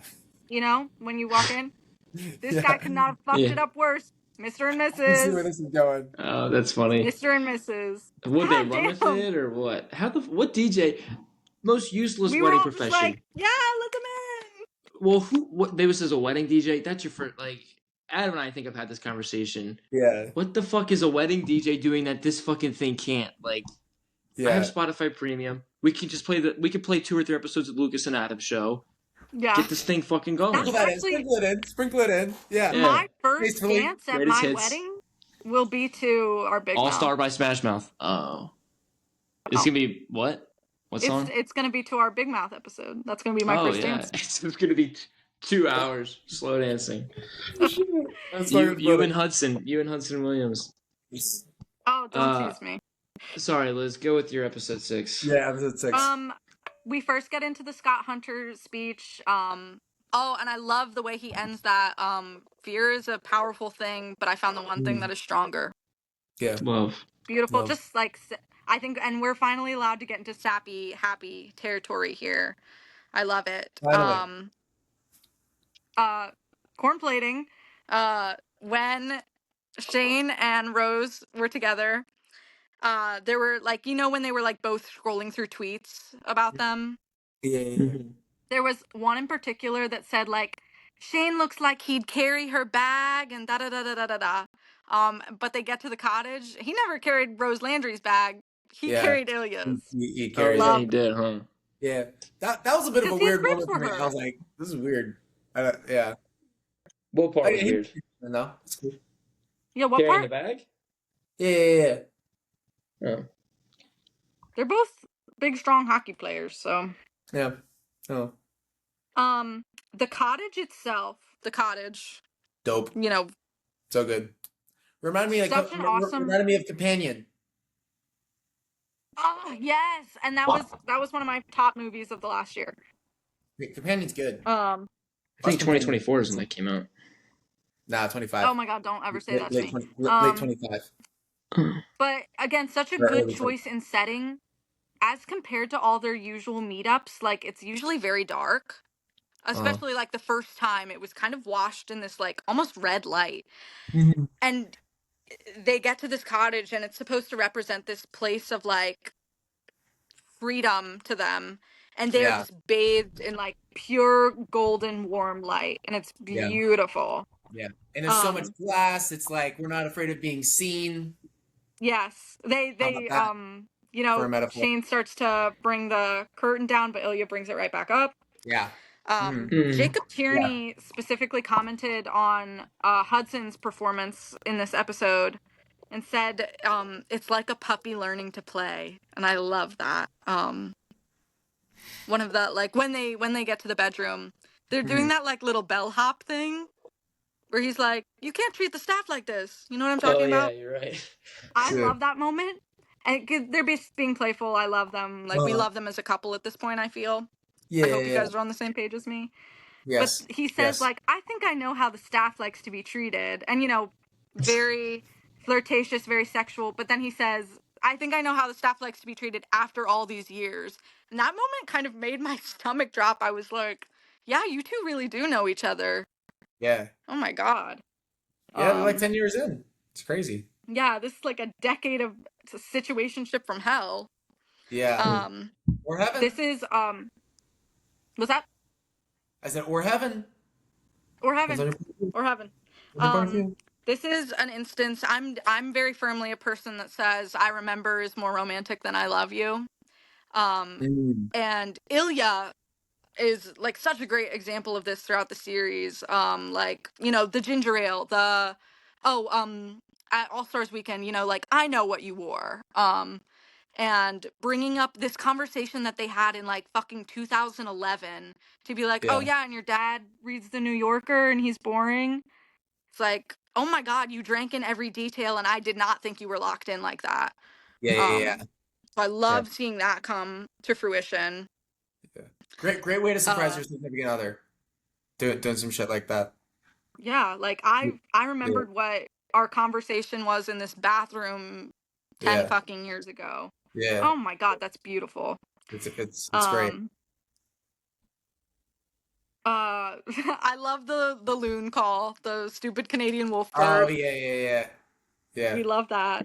Yeah, that was pretty funny. Yeah, sounds like a wolf. The fuck is that? Yeah, sounds like a wolf. Stupid Canadian wolf bird. And I'm sorry to cornplate. I'm cornplating. What? Cornplate it up. The loon call that Shane responds with, people are saying that is, you know, because it's not the same one as what we just heard. That's supposed to be a territorial call, like this is my area and back the fuck up. Oh my God. Which is, wow. If true, very romantic. Big if true. Big if true, yeah. Big if true. That whole scene at the fireplace. Oh my God! And he's talking about his mother. Yeah, that was good. She was so funny and beautiful and so sad, and my dad was so hard on her.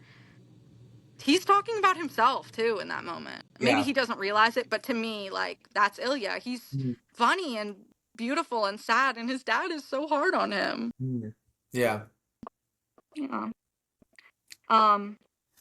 Let's get into sex for a second. We haven't talked about sex in a minute. It's been it's been a nice couple episodes. Yeah, no, I'm drying up over here. I don't know if enough because of that straight sex. What is that? I said enough of that straight sex. Enough of that straight sex.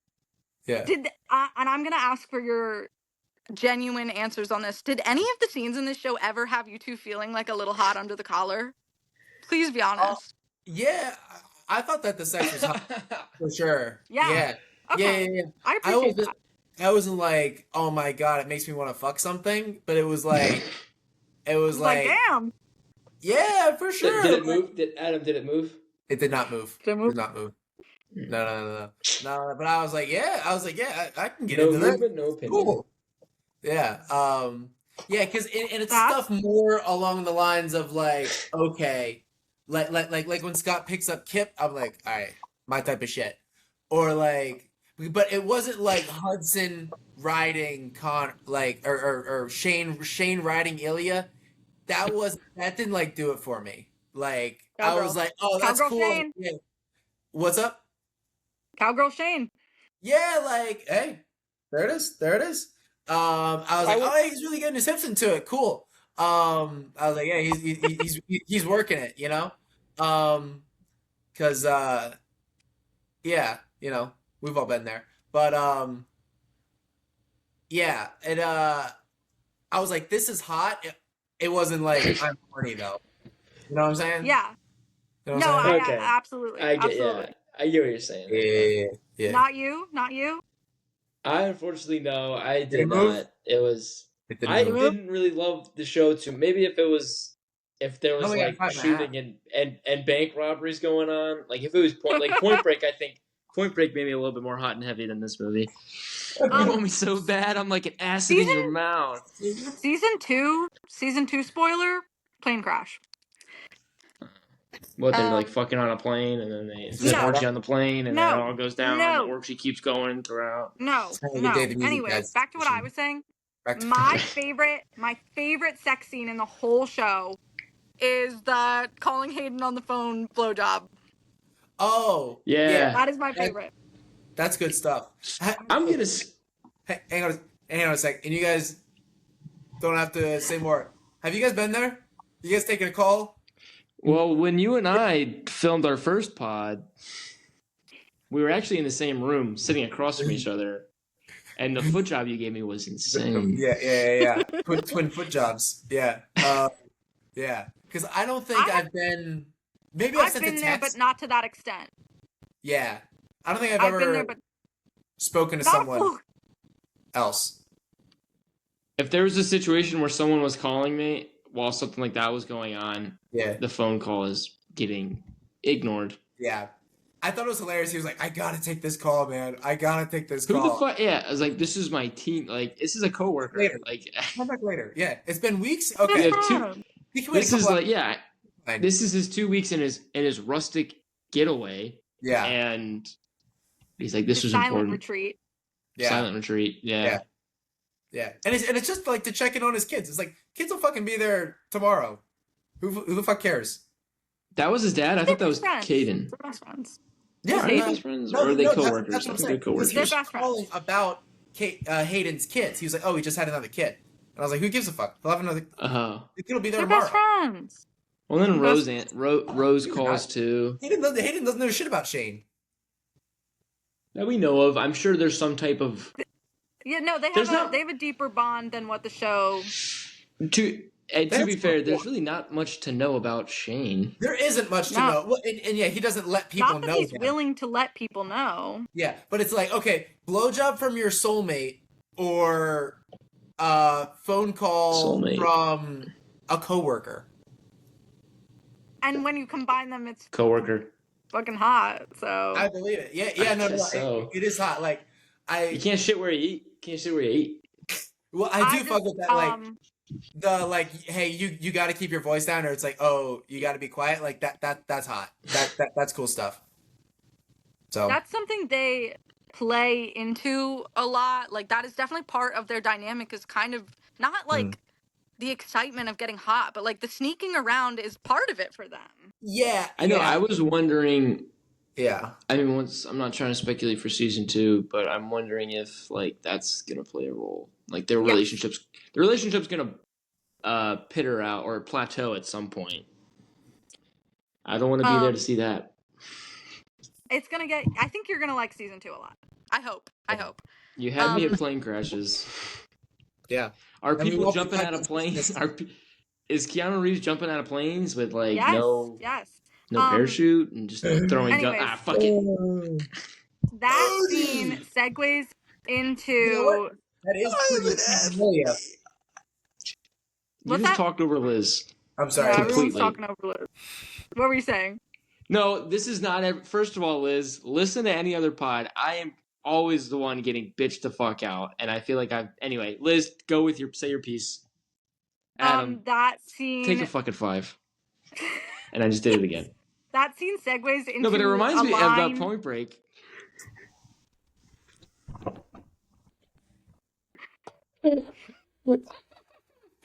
Okay, let's real this time.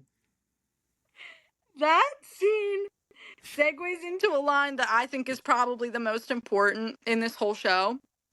And Shane is like, "Why was that so hot?" And Ilya says, "It's because you like to be bad." And Shane, again, so earnestly, "That's not what this is. Like, maybe it was at first, but you and me, like, this isn't us being bad." That makes me want to sob. Oh my God, that is so touching. To, like, really confirm that between the two of you. Like, this isn't us, like, sneaking around. This isn't, like, the thrill of it. Like, I'm here for you and you are here for me. Beautiful. Adam, did you have something you wanted to say? Well, it's funny you bring that up because I wonder if. Oh, I was gonna say Let's keep going. Now that you said that, actually, it does make me think because I think when I've talked to women, they are much more drawn to a sneaking around thing. Like they think that's a lot more hot than I think men do. Adam, as the woman expert. As the woman expert. I'm asking. I'm trying to phrase that as a question to a woman. Does do you think that's part of it? Is like why women are maybe more into this than dudes? Like me because personally, the sneaking around aspect. Yeah, please go ahead. I wouldn't say the sneaking around. I would say the forbidden element, and this is something we talked about in Big Mouth. Gustavo. All the elements surrounding sex. Gustavo. Yes, exactly. It all comes back down to the Romeo and Juliet. Rock of Gibraltar. You love forbidden romance. You love enemies to lovers, and this is another thing. I do think this kind of qualifies as enemies to lovers. And enemies to lovers is so important to me in particular because that is somebody who knows all the worst parts about you first and they fall in love with you anyway. How fucking beautiful is that? I love that.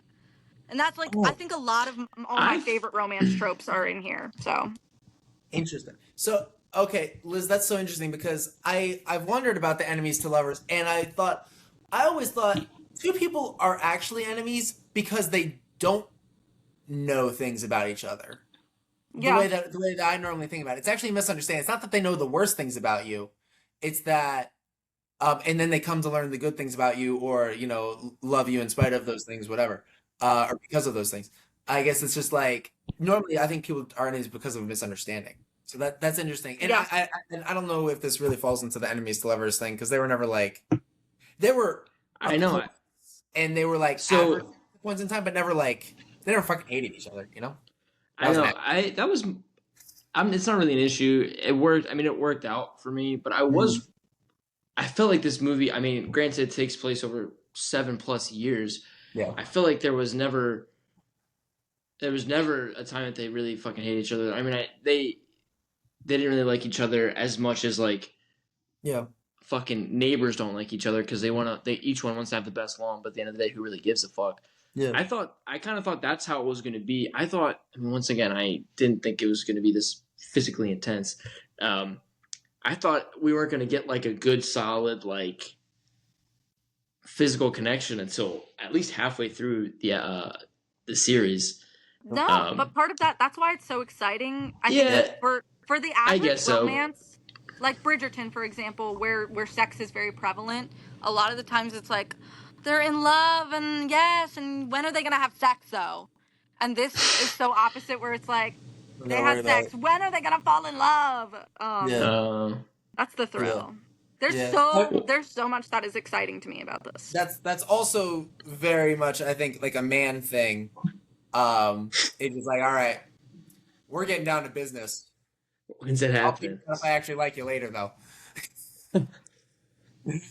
Yeah. Playing the stereotypes. I'm gonna skip ahead. Go ahead. Skip. On the couch playing footsies, Ilya saying, "I could marry Svetlana." Once again, Shane is out of the blue. Once again, Shane is better than me because I would have said, "Oh, that's awesome. I have a fucking gun." By the way, I would not He's so calm. There are many times that I feel I would have. Yeah. Mm-hmm. As Ilya was building to a compliment, he was. I don't think that was his original intention. I think he genuinely was like, "What's the fastest way I can get citizenship? Let me just talk to my lover about it real quick." I guess so. Maybe it's just you're just thinking out loud thing. But then he does there's all these beautiful women that want to get with me. I don't care about that at all, though. I want to be with you, and it's that's really sweet. That's nice. That's very sweet. But if I was with Ilya Rozanov, yes, and he said Svetlana on the phone call, I would fly to Moscow to kill him. And if he said I could marry Svetlana, he'd be dead. He'd be dead on the floor. So, you know, Shane's very sweet. Shane thinking of that plan, like the way they can get together, and Yeah, that was pretty. I feel like that Shane's finally contributing to this relationship here. that like devotion is finally what draws Ilya to confess, to say it first. I love that he says it in Russian first. It's like he has to say it to himself first. Yeah. Mm-hmm. I love it. The funniest way to respond to someone telling you that they are in love with you is to say, "Holy shit." That's fucking awesome. And then there's this moment after he says "holy shit" that Ilya says, "I mean," which is so like, how are you going to recover from that, Pat? Like, if Shane really wasn't going to say it I back, like, misspoke. Yeah. because there was like that moment where at the Boston apartment where he said like, "or you could stay." And, you know, obviously, way too vulnerable because I'm not done with you yet. Like, there's no way he could have had, like, I love you. Yeah. This. I meant this. I love this. Yeah. I mean, I love that I love pussy. Jay Pritchett.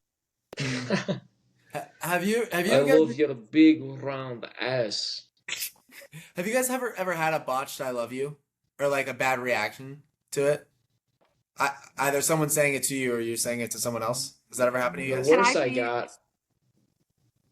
Go ahead, Lizzie. Yeah, go ahead, Liz. Cards fully on the table. I've said it back every time, even though I don't ever think I've ever really truly been ready. Not in those moments, but I felt the pressure. Yeah. That's very Rose Landry of you.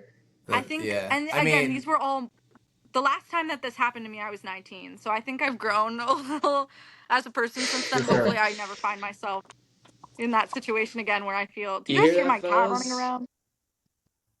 No, I can't hear anything. Yeah. Okay. Adam usually has some wicked background noise. I just usually assume it's him. Yeah, no, it might be me. I don't know. People like to drag race on the street. I don't know what's going on, but I refuse to shut my windows. So, deal. Yeah, I've said it back too, and when I have said it first, it's been reciprocated. So, yeah, Lucas, do you have a funny story about "I love yous"? I think the worst one. I've said it. I've said it before and haven't gotten anything back. Fuck. But I think it's happened enough where I'm not going to do my personal life. I'm okay with it. I think I've rebounded okayly. Okay. Oh yeah. It's usually like, oh shit. I'll bet. Moving on. I love you. I love you. Holy shit. Enter Jurassic Park quote here. Damn. I guess that's what it feels like.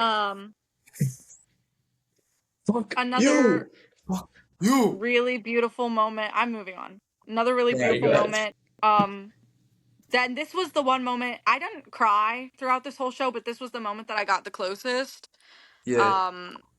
She would have loved you like I love you. Yeah. Oh, touching. This whole episode is just so touching. He's so romantic. Yeah. I think Connor Story is acting circles around Hudson Williams, and I know Hudson Williams only has so much to work with, but I think even the best actors can turn something into nothing. And granted, like I said, Connor Story his character is levels above intensity than Shane Hollander, but it's just like all I saw was the title for the episode. I was called The Cottage, and I was like, I rolled my eyes. I was like, God, is this really gonna be these two motherfuckers in some fucking cabin in fucking Montreal? Cause fucking kill me.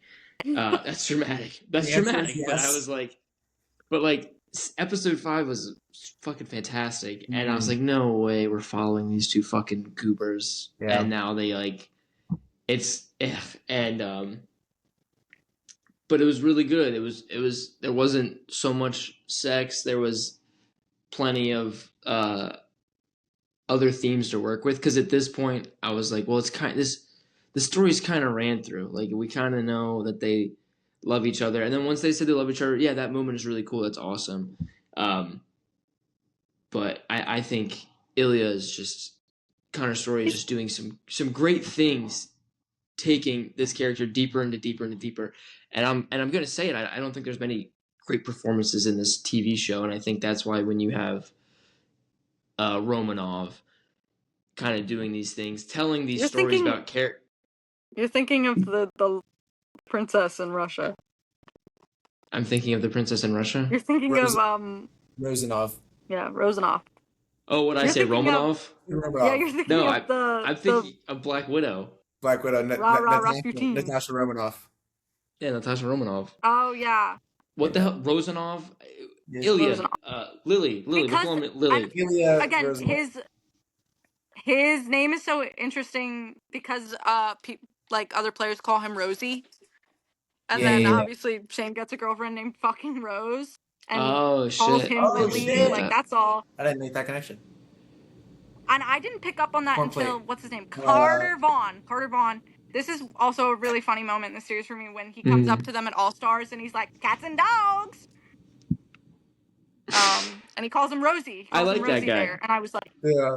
"Yeah, he's the one in Sochi who was like, Russia is not safe for folks like that." I just like his vibe. Yeah, he's Hope we an get more of admiral. him. Yeah. Go Admirals. Hope we get Go Admirals. more of him, less than clothes. Yeah, who's your favorite team, Liz? In the MHL, MLH, Major League Hockey, right? Major League Hockey. So the books to the show change the names of all the teams. And I'm really, really excited for Ilya to transfer to Ottawa. Damn it! I didn't know that was a definite. That's their plan. Plans don't work. That's what makes conflict great. Doesn't matter. That's their okay. Anyways. But in the books, they're called the Ottawa Centaurs, so I'm really excited for Jacob Tierney to fix that. The Centaurs. That's funny because so incredibly the NHL team is the Ottawa Senators, like the Senators. It was the Boston Bears, the Montreal Voyagers, stuff like that. Admirals is cool. Anyways, Raiders is cool. Raiders is cool. Have you noticed that all the logos are like very sexual? Yeah. Anyways, I love when Ilya says cannon. I'm gonna shoot you. 9-inch cannon. 9-inch cannon. Dude, the Raiders is a cannon. Do with that what you will. So, cannon and balls. Lock that in. I was just thinking about how much it looked like the Bruins. Adam Sandler. How does the Metros? I don't quite get that, but I'm not disputing an M inside of an M. It kind of looks like a lady spreading her legs. Oh my gosh. Holy shit. I love when they're swimming. I love when they're swimming and Ilya says, "Gimme kiss." I love that. That plays in my brain a lot. Yeah. I'm moving on. I'm moving on. When he splashed somebody who's like, "Let's have my phone in my pocket," and it's like, "No, your phone's not in your pocket. You put it on the table." I like that. I like that too. I like that because I'm not gonna comment myself, but if I'm going to a lake with somebody and I plan on pushing them in, I want to make accountability of all their electronics and valuable items. That way, if I push them in, I won't feel bad about it. That's very Ilya. Dude, you're so Ilya. You're so Ilya. That's not. You're very Ilya coded. That isn't where our similarities end either. You fall on the Ilya side of the spectrum and the Anakin side. David, the father. Yeah. Father comes to the cottage to find his phone charger. This is shot like a horror movie. Yes. Like the shadow. Oh yeah. In the back. Yeah. Again. Did you guys know that was the father? Because Yes. I did not. I saw him. I was like, "Fuck! Like, is that a cable guy?" Like, someone tell me who this fucker is. And I don't think they really tell you to get to his parent. They're on the way to their parents. Like, okay, I'm assuming because then you just see the car driving away, and it's like, what the fuck was that? I was like, is this some weird paparazzi cable guy? What I thought. It was... That's what I thought. I thought it was like a journalist or something. Yeah. Yeah, I think I thought that until he started talking about his parents. Yeah, exactly. Yeah, I gathered pretty quickly. But initially I was like, oh shit. Some really yeah. Well, they made it seem like it was someone they knew. It was. They There's- made it seem like it was someone worse than their parents. I was like, well, yeah, I which mean, is yeah, that's why it annoying. was so scary, and I think that it was almost purposeful because like that's how scary it is to Shane. Yeah. Which some beautiful Ilya lines here again that I love. When Shane says, "This is my actual fucking nightmare," and Ilya says, "Then maybe it's time to wake up." Oh, I like that too. I love that. And then Ilya. and this is something that's resonated with like a lot. So right now, like heated rivalry tattoos are huge. And I got a 9-inch cock right here. That's Is that beautiful. Ilya of me? That's Is that beautiful. Ilya of me? Yeah. But a lot of people are getting this phrase tattooed. Yes, it's scary, but you're brave. Love. I love that that's resonating with people. That's beautiful. It obviously is so meaningful. If I got a heated rivalry tattoo, it probably wouldn't be that. But that's okay. Yeah. What heated rivalry tattoo are you guys getting? Yeah. We have this a category actually. Yeah. Even though it's been a while since we did rewatchables. I'd get 2 hockey sticks over my heart. Wait, over my heart. One with my name and one with Adam's name on it. Aww. That's fucking good. I love that. That's really good. But that's not really heated rivalry. That's just hockey. Heated rivalry. I'd probably get one of the banana things that Kip's peeling on my ass. Hell yeah. Adam? And then Kip. Oh fuck! I think like Svetlana. it'd be cool to do something with like a goaltender's mask or something like that. No, Liz. Here's what you should get. You should get something Svetlana. And that's like the only word I'm picking up on in that phone call. And then rage. Blah blah blah. Svetlana. Blah blah blah. Yeah, I'm not hearing. How do you say I love you? Yeah. Something you. Yeah, I'm not hearing that. How do you say I love you? How do you say I love you in Russian? Yeah. What is it? It's room 1410 is I love you in Russian. 1410. Oh shit. My favorite. Oh my god, I forgot to tell you guys about this. Like the pick bubbles. What's up? Oh, I love that. A lot of people have been getting We Didn't Even Kiss. So I finished the show and I come to work the next day, and my coworker, I have this one coworker who does a lot of breathing exercises, and she passes by me, and she's like very stressed out about something. She passes by me and she goes 478, and I was like, "Huh? Are you giving me a hotel room number?" But she meant like in for 4, hold for 7, out for 8. But she did it in the way that like he passes by him skating and he says 1 2 1. Yeah. 1 2 1. Really scary moment for me. That's hilarious. And then you gotta go to the Boston Inn. I know. Ugh. Oh fuck. Isn't that right by your work? Yeah. That's right. Dox me. Where we get to the parents' house. Here's an image I want you guys to, I think we're all Ilya lovers here. So naturally. Yeah. Here's an image I want you to close your eyes and imagine for me. Do you remember? Some guy in a backwards bakeboard hat says something like, "Yo, that's Shizzle." Sorry, Liz. Can you shut the fuck up? It's 3 hours. 3 hours in. Goddamn. That was a white woman. Thank you, Adam. Yeah. Episode 2. We're in the penthouse after the awards. And you remember Ilya is posted the fuck up, like shirt unbuttoned. He looks good. Ready you have that image in your mind? Mm-hmm. Yeah. Now, right next to that, Ilya standing next to Shane while he's coming out to his parents. That is like good. So the duality of his character, where he's just lovers. That's funny. Lovers. We're lovers. Yeah.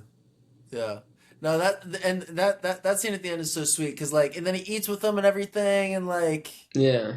There's a really funny part where his dad is like, "Weren't there any nice men in Montreal?" Oh yeah. And it's funny. It's funny. Like you assume your son wants a nice man. No, he wants a gunner like your wife. You know? Yeah, and I like how they were like, I like how they were like, Did you ever let him win? And he was like, would you ever I'd rather let die. dad winning cards? Yeah. He's like, I'd rather die. I'd rather Yeah. die. Yeah. That's And I cool. think there's another really funny moment here where they're like piecing together the timeline of it, Yeah. and it's like, oh my god, since your rookie since the summer before, and there's this moment in episode 1 where Ilya is on his way up to Shane's hotel room and he runs into the mom. Yes. Yeah. He Oh, runs. yeah. And I'm going. I want to know if she remembers that in that moment. No way she does. Who knows? Because that was the I'm first sure she time, right? doesn't. That was the first time. That was That was the first time. 1410. Yeah. There's no. Why was the mom not? Maybe that's me thinking like a middle class person, but why was the mom not staying with? Yeah, we're too What's his poor face? to understand that. Okay, I guess so. They do that very sweet thing where they're like In the tapping hotel feet rooms again under the table, just like See, how I they thought that were was. in episode 1. I thought that was more like fucking judo. Oh wait, in episode 6. Sorry. Keep going. It's just how they did it in episode 1, like tapping feet, like, "Hey, I'm here for Yeah. you." And that's a really sweet moment in episode 1 because Ilya is obviously still struggling with English. Yeah, he bailed him out. That was nice of him. Yeah. So and that's kind of the end of the show. Shane's had like the most awkward day of his life, but Ilya, in like the span of 12 hours, got a boyfriend, got a new set of parents, bowl of pasta, set. Living in a cottage, man. Yeah. He's happy. He's a happy man. We up. Yeah. He's about to go to Ottawa. And that's the series. Yeah. That's the series. As I like the show a lot. I felt very trusted as an audience member. That's something I really appreciate. Yes. In shows. Yeah. I felt, I got to corn plate. I got to look for the little details. Hell yeah, you did. I love that. Yeah. And again, getting back into that whole like why do women like certain things? They love when the yearning is a forced situation. Is a forced situation? Yeah, like women love when there's only one bed, that kind of thing. Oh man, I guess we're gonna have to share a bit. That's a very smut concept. As someone who reads smut, that's a very classic like setup. It's like, a very classic smut concept, and a lot of this is. That sounds like lack of creativity. I'm sharing my hotel room with you, and there's only one bed. How are we gonna make this work? How are we gonna make this work? You have to have sex about it. Don't touch me. Yeah. It's like, you better not snore. One of those. Yeah. And then they accidentally roll over in their sleep. It's like, oh my god, I'm now. I guess I'm just what smut? What smut do you read, Adam? I love smut. Smut's great. That's not what I asked. What smut do you read? What smut do I read? I read a bunch of different stuff. Literotica. I don't know. It's you know what it's a lot of first time stuff. I like first time. So not like books, just like online shit. Oh yeah, no, just like online shit. Yeah. I'm gonna get into something so crazy right now. Go for it. I was watching the interviews, because I'm loving these two actors obviously right now. Yeah. And they were doing like reading thirst tweets aloud or something, and one of them was like, classic. Heated Rivalry is awesome because this is the closest you'll ever get to seeing an alpha and an omega go at it. And they were both like, what does that mean? And like the producers in that studio had to explain to them a little bit about the Omegaverse, which is amazing. I don't think I know what that is. Oh, okay. So this is talking Liz about has been like waiting force. For this. Yeah. Force smutty. Like yeah. Well, I was right now. Okay, so I was a horny teenage girl, so I know about it. What does that mean? Yes. But this is like peak forced sexual contact, because it's like kind of like werewolves, I think, but like furries. They have mating cycles, like they go into heat and shit. So it's like they're gonna get sick if they don't fuck. Okay. It's good for their health. It's integral to their health. So you're saying we have to fuck right now, or else we're gonna get sick. Yeah. Okay, how Yeah. Or does it'll get And then fixed. Rivalry that? and obviously No? and boy pregnancy, that's huge. Yeah. Getting boys Okay, Wait. pregnant. so how is Heated Just like how Rivalry I'm then? about to do to Hudson. What? How is Heated What? Rivalry that? I just guess How does because that relate to Heated Rivalry? Ilya is so dominant and Shane is so submissive. Oh, okay. Okay. So I Take think your that's Dumb word for question, Adam. Idiot come brain. on, go into Uh, Omegaverse. I saw I the don't movie in fully theaters. understand And Omega? Dude, how it Adam, that'd be pretty works. cool if you read some Omegaverse, because I'm not going to, and you just let me know how it is. Since you're already knee deep into the literotica Yeah, cool. No, hole. I no, do think that. I definitely tried, but it made me a little uncomfortable. But maybe I'll Yeah, try again. I don't know. yeah. I Well, you definitely seems like you got a understand pretty enough good to know. grasp on it. I know how it works. I definitely know how it works. I was a One Yeah. Direction fan in middle school. Of course, I know how it works. It just doesn't do it for you. How does that correlate? Don't be stupid. Is One Direction how you discovered your sexuality? Mm, no. Okay. Liz, one movie to describe your sexuality. Go. I was actually thinking about this. There was this A24 movie that I Hereditary. watched when no. It was called Life After Death. Have you ever heard of that? Oh, Aubrey I Plaza? have heard about that. That's fucking Aubrey Plaza. Yeah. Yes. There Oh, there is a sex is scene that the in that sex scene? movie that I Yeah. saw as like a young teenager that I was like, I holy shit. you must have been the one to tell me about this because I remember hearing about this from someone and it made such an impact on them that I was like, man, I guess I should watch this That movie. But then I that think was like my I got sexual scared. awakening as a teen. And then I was away at summer camp, and while I was away, my family put a TV in my bedroom. And I came back home and there was a TV in my bedroom and I was like, "Oh my god, I'm going to watch Life After Beth alone in After my Beth. room." Adam, your sexual awakening. Probably Brokeback Mountain, I think. Where they name checked it earlier. Yeah, something like that. I was thinking about that a lot with this. It's not exactly Ennis and Jack. I mean, I think we're very Ennis and Jack, you and I. Hmm. Me being the Jack. I can't quit you, Ennis. I can't quit you, Ennis. Now all we got is Brokeback Mountain. Oh, That's interesting that you bring it up because there is this Mm, line. Sorry to yeah. get into season 2, oh but my God. I'm so sorry. But there is a Season one line and a in half. season 2 where um we're getting into plane crash territory, but Shane's like internal dialogue is like nobody knows about us, and like how would I wouldn't even get his ashes. Um and that's so Brokeback Oh, Mountain to me. Like he wanted his yeah. ashes scattered on Yeah, Brokeback yeah, Mountain. Like, yeah. and if you ever want, like, obviously there's a lot of queer joy in the show. If you want queer pain, you go right back to the source. Good to know. Go, Huh. everyone, go That's read interesting that Brokeback you say Mountain. that. Yeah, like Fuck. Yeah, great fucking movie. We need to do a pod on that because on that note, well, we were gonna do it over Valentine's Day, but we were, and we then we did didn't. That's then we did fucking CSL instead, brutal. which less of a bummer. No. It's such a great love story though.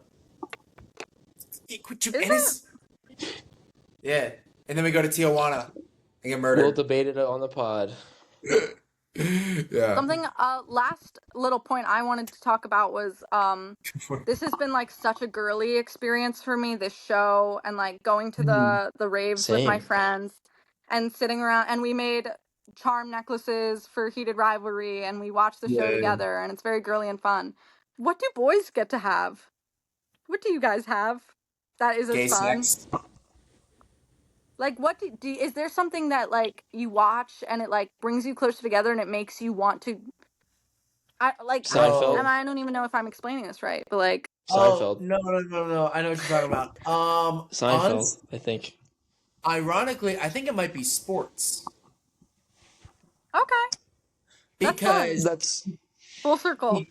because that's where you get that actual moment of ecstasy where it's like, oh my god, it just fucking happened. Holy shit. Can you believe this? And then it's like high fives and hugs and like dapping people up and shit like that. I think that might be our moment for that connection.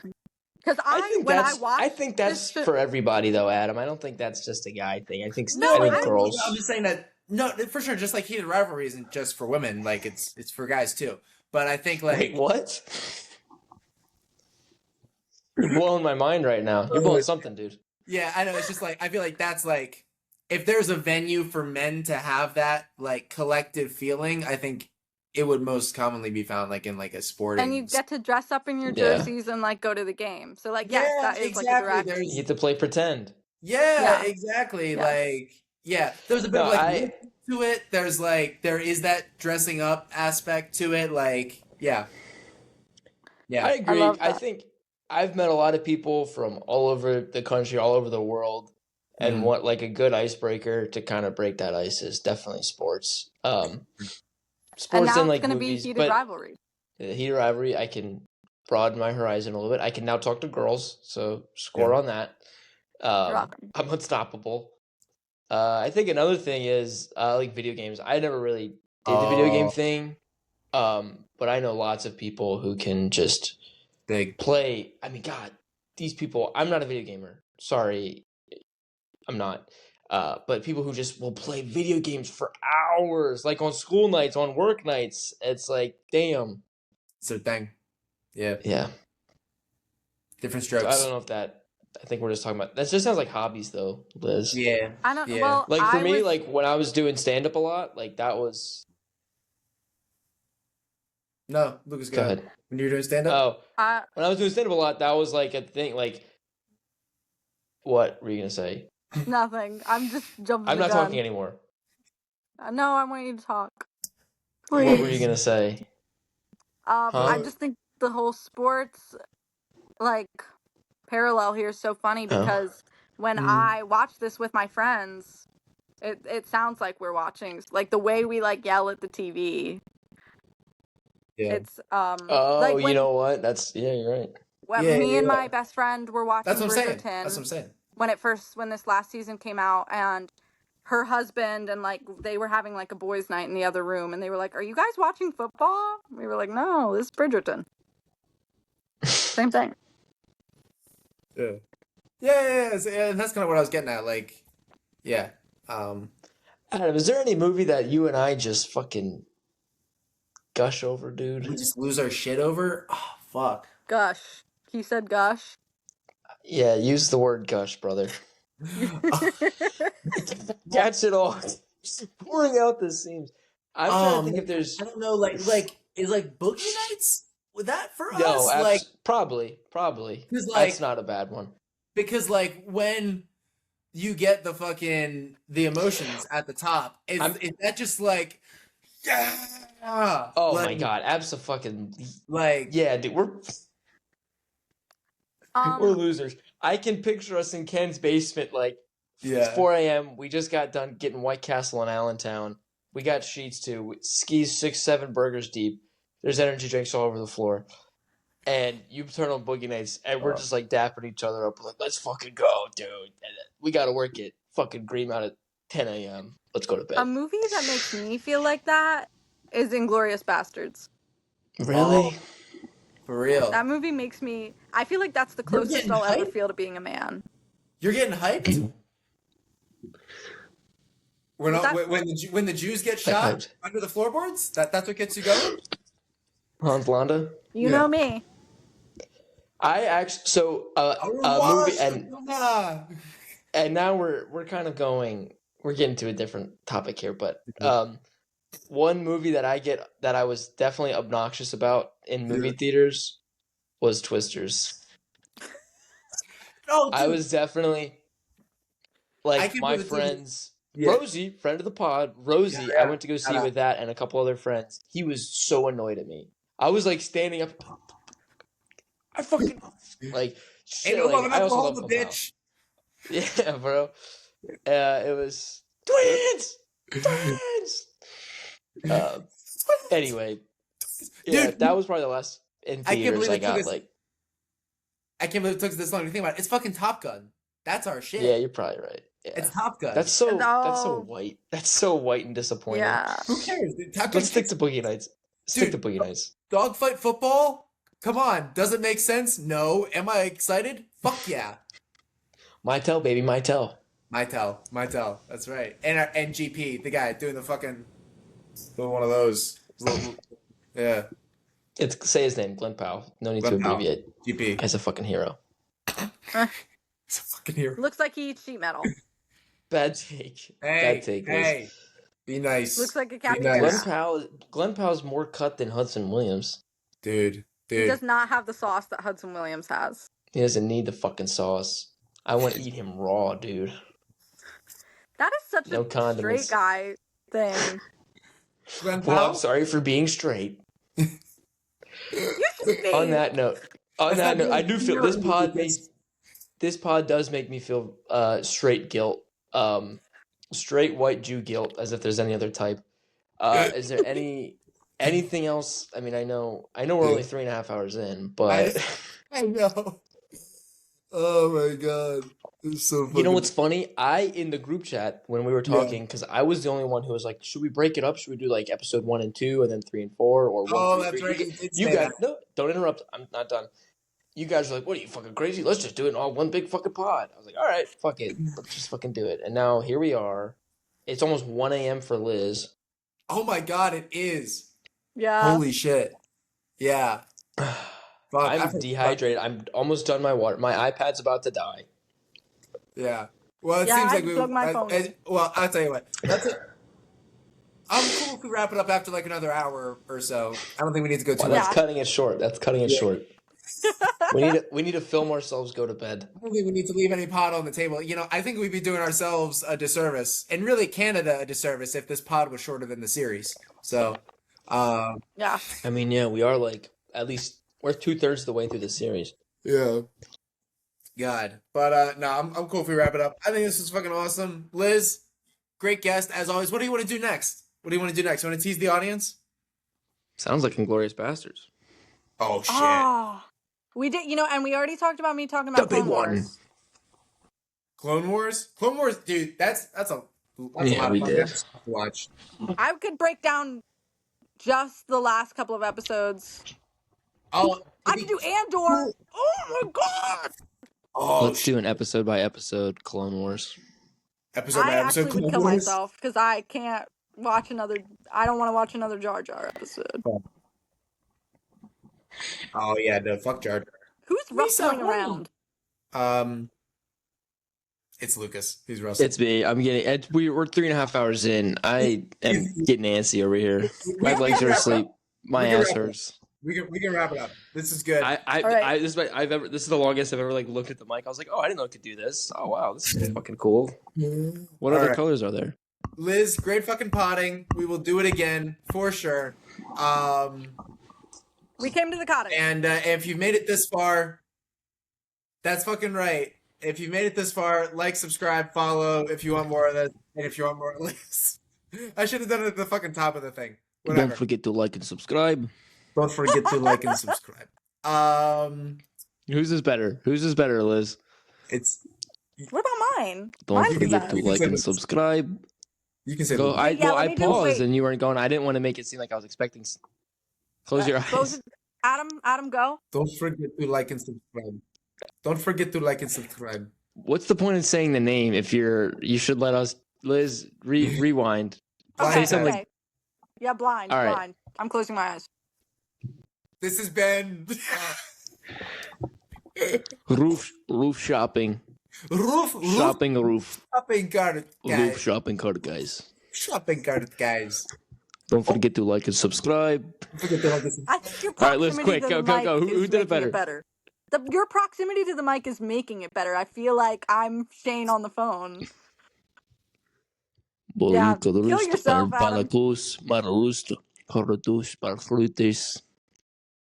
Okay. Did Okay, that? roll. All right, we'll cut that part out.